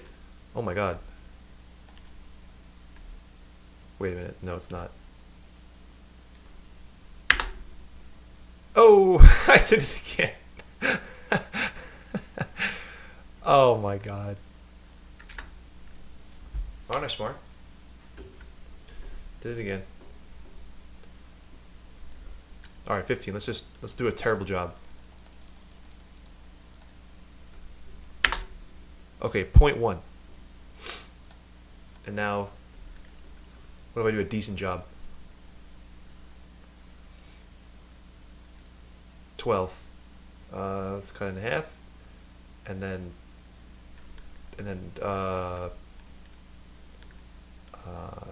half, and then thirds.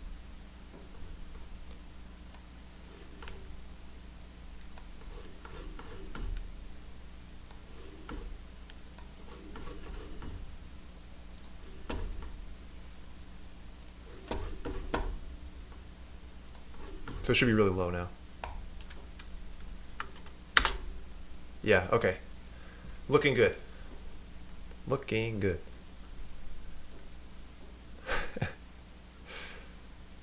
Perfect. Alright, so now we got score calculation. What am I doing? Why am I typing a verb? Score calculation. Done. Okay. Now, last thing we do is just display the score, which I'm thinking about just having like a big number across the screen. And I think 1 divided by is actually a pretty good way to do it. And then I'm just going to add a little bit so we don't get a divide by 0 error in the event that somebody gets an absolutely perfect score somehow.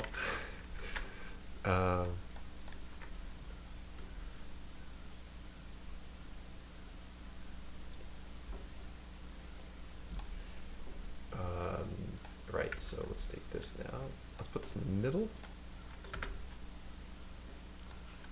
And set this to 0. No, wait. Yeah, this is right. Yeah.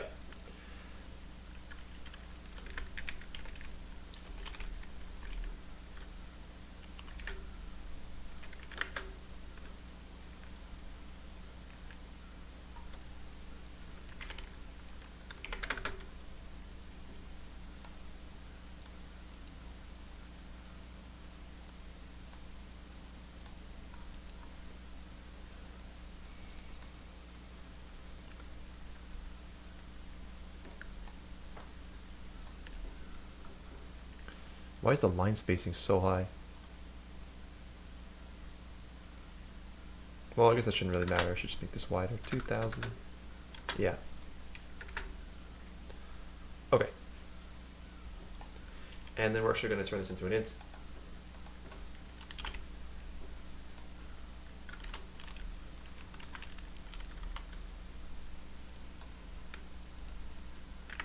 Okay.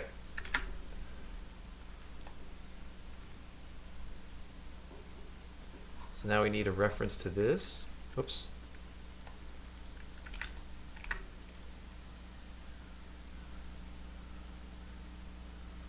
The score.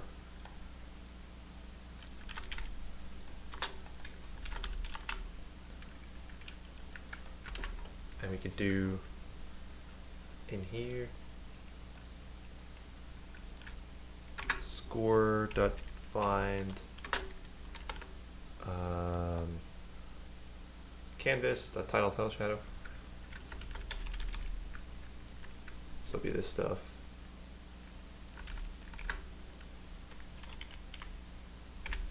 And then this one, say string score text equals calculate score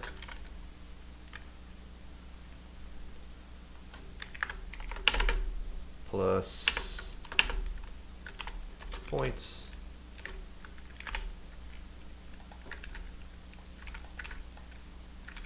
okay, should be good. After this, we'll test, make sure that the whole thing from the transition works properly. Oh, I also have to enable it. So now score game object that's set after true.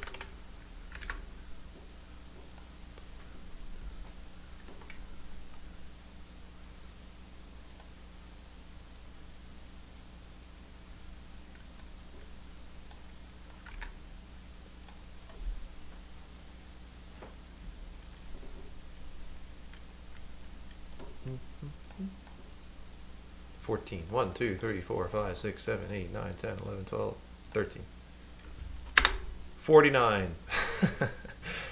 Okay.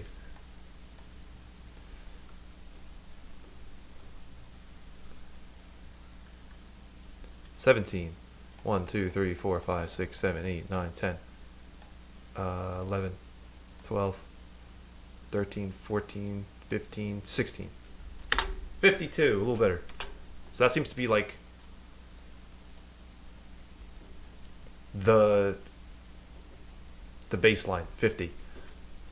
So now let's do terrible. 6.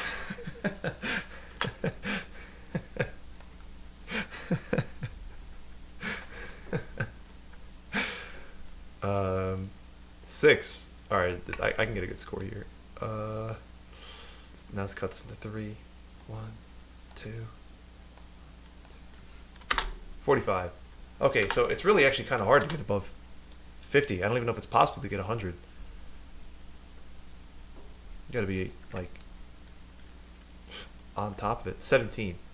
1, 2, 3, 4, 5, 6, 7, 8, 9, 10, 11, 12, 13, 14, 15, 16. Oh my god. 50. Okay, so maybe you get like a little bit of a boost on the higher numbers. It's like harder to mess that up. 8. 1, 2, 3, 4.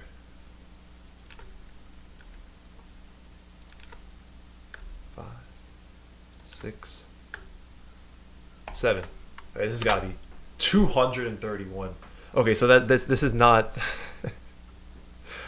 it's not the best score metric. It's gonna need some work.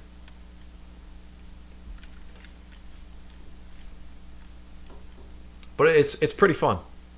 I don't like that I have to restart every time though. So let me just make a quick little on the game behavior. So if input dot get key down key code dot r, and then we're just going to do CManager to reload scene just to quickly have that work.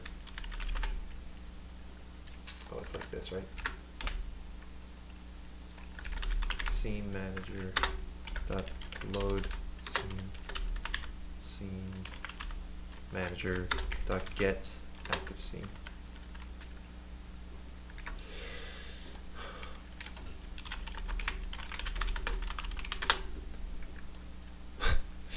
You always forget these little details. Current dot name. Okay, dot name.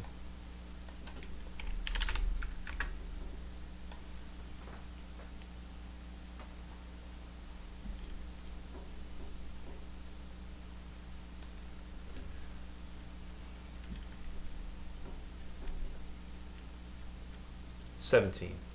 1, 2, 3, 4, 5, 6, 7, 8, 9, 10, 11, 12, 13, 14, 15, 16. Oh no. That one at the end was pretty bad. R. Okay, 14. 1, 2, 3, 4, 5, 6, 7, 8, 9, 10, 11, 12, 13. Oh god. 38. Okay. Okay, fair. 1, 2, 3, 4, 5, 6, 7, 8, 9, 10, 11. Oh god. Somehow that's still 45, so definitely an issue with the score. I don't know how I'm going to fix it. 12, so this is 4, 4, and 3s. Did this earlier.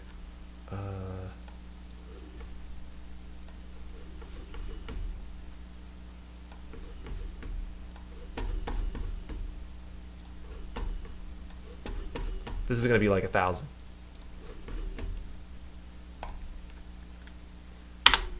Yeah, 120. All right, 13 is a weird one. Okay, so this is going to be the 7 one.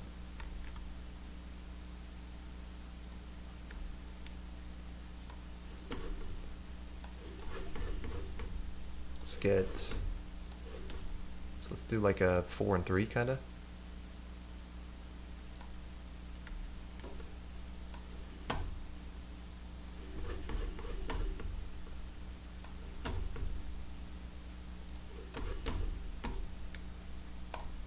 This game could be like both very fast paced and very slow. Like I could see someone really enjoying like 9 slices. You have 10 seconds. 1, 2, 3, 4, 5, 6, 7, 8. Oh no. Or like the slow calculated like percent, like lining it up with the texture or whatever it may be. 7 slices. 1, 2, 3, 4, 5, 6. 20 points. Shift should be disabled also. In knife behavior, shift code down and can use.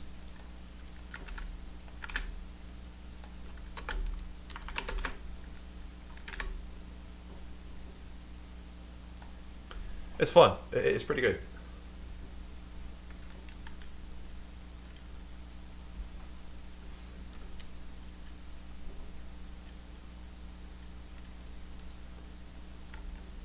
$13. So we do like 1. So 6 and 7. 1. Here. Here. Here. Here. Here. Like this. So I'll get the sound effects in later. That's gonna be pretty important. Wait. I don't know how many I have left. 1, 2, 3, 4, 5, 6, 7, 8, 9, 10. I can just put this 2 more times. Okay. Ugh.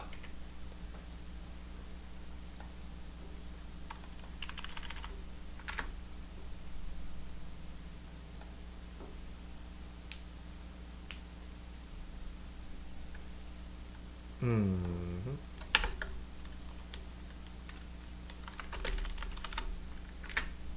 There we go.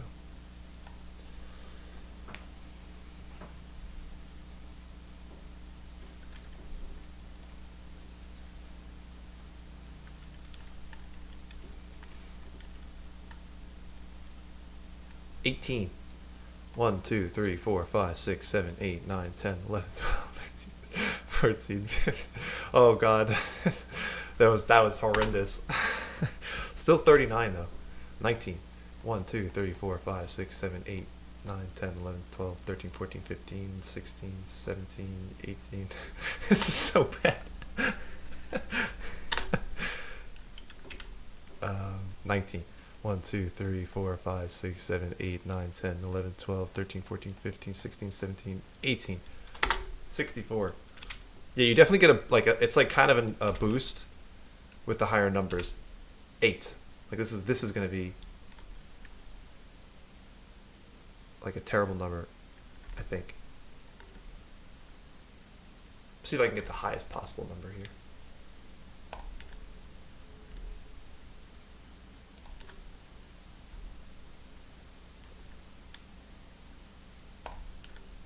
Ready for this? This is gonna be like 0. It has to do with the fact that the 1 divided by the standard deviation kind of explodes close to 0. So if you're doing like really good, you get rewarded like a lot. Just like kind of, the score should probably approach a certain number, not explode like that. But I don't know. It's also really rare to pull that off.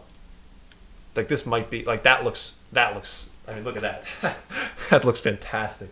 I'm definitely gonna have some sushi rolls too. Let me write that down. Okay, so we're done with this. Got the bar. Got the laser. Done.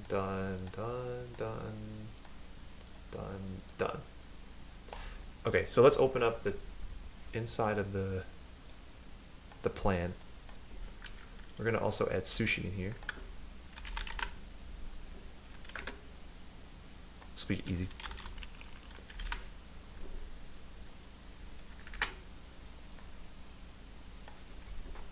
All right, ready? Take a guess. What do you think the score is going to be? It's based on what we've seen, right? We saw 200 before. This looks like it could be, who knows? I'll go with 200 again, just to be safe. But it could be as much as 500 or 1,000. Yep, 572.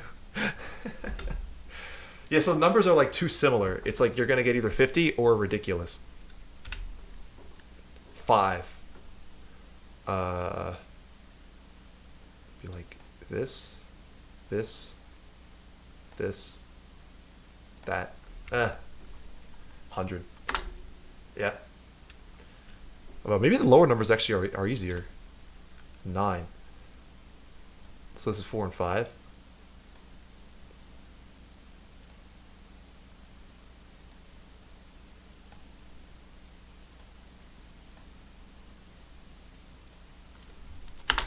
$114. It's satisfying. 17. Ready? 1, 2, 3, 4, 5, 6, 7, 8, 9, 10, 11, 12, 13, 14, 15, 16. 34. That's garbage. All right. What's the lowest score I could get? I'm thinking, like shaving. Just having one big one.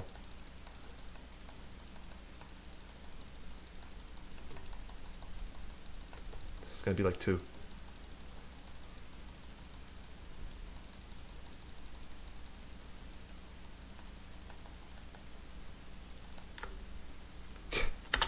Three. Yeah, that's 3.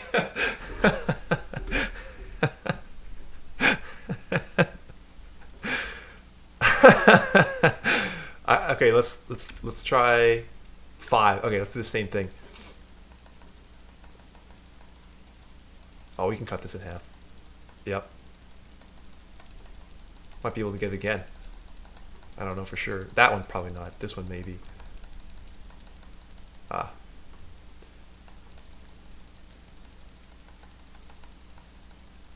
Oh. 2. So I think actually the way it works is that the lower numbers have more range.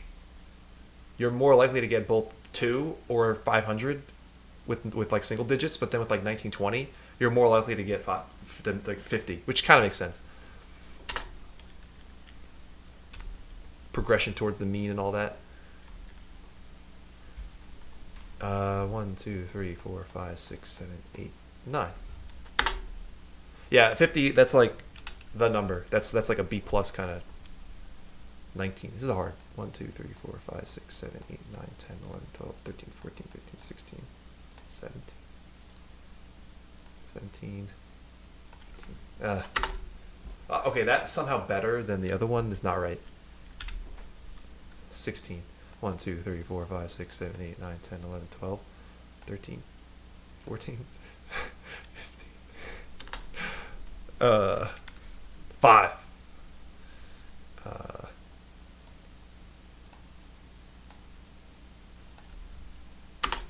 68.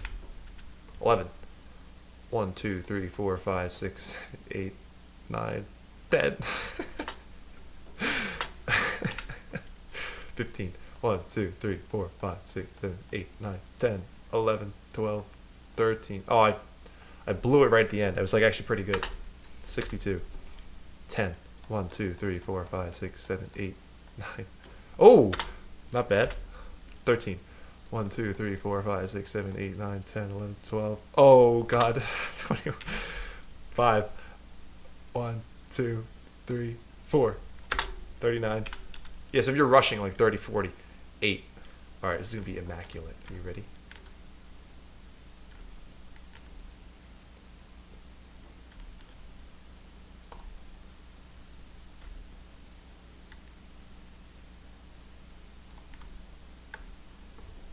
I'm using the angle of the... Oh, this piece is a lot smaller than the other one.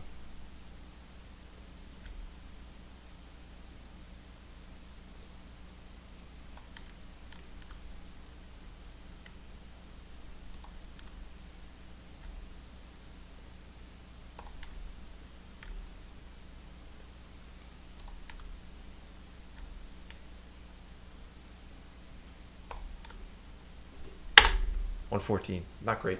Not great. I've gotten 500. Let's just quickly one.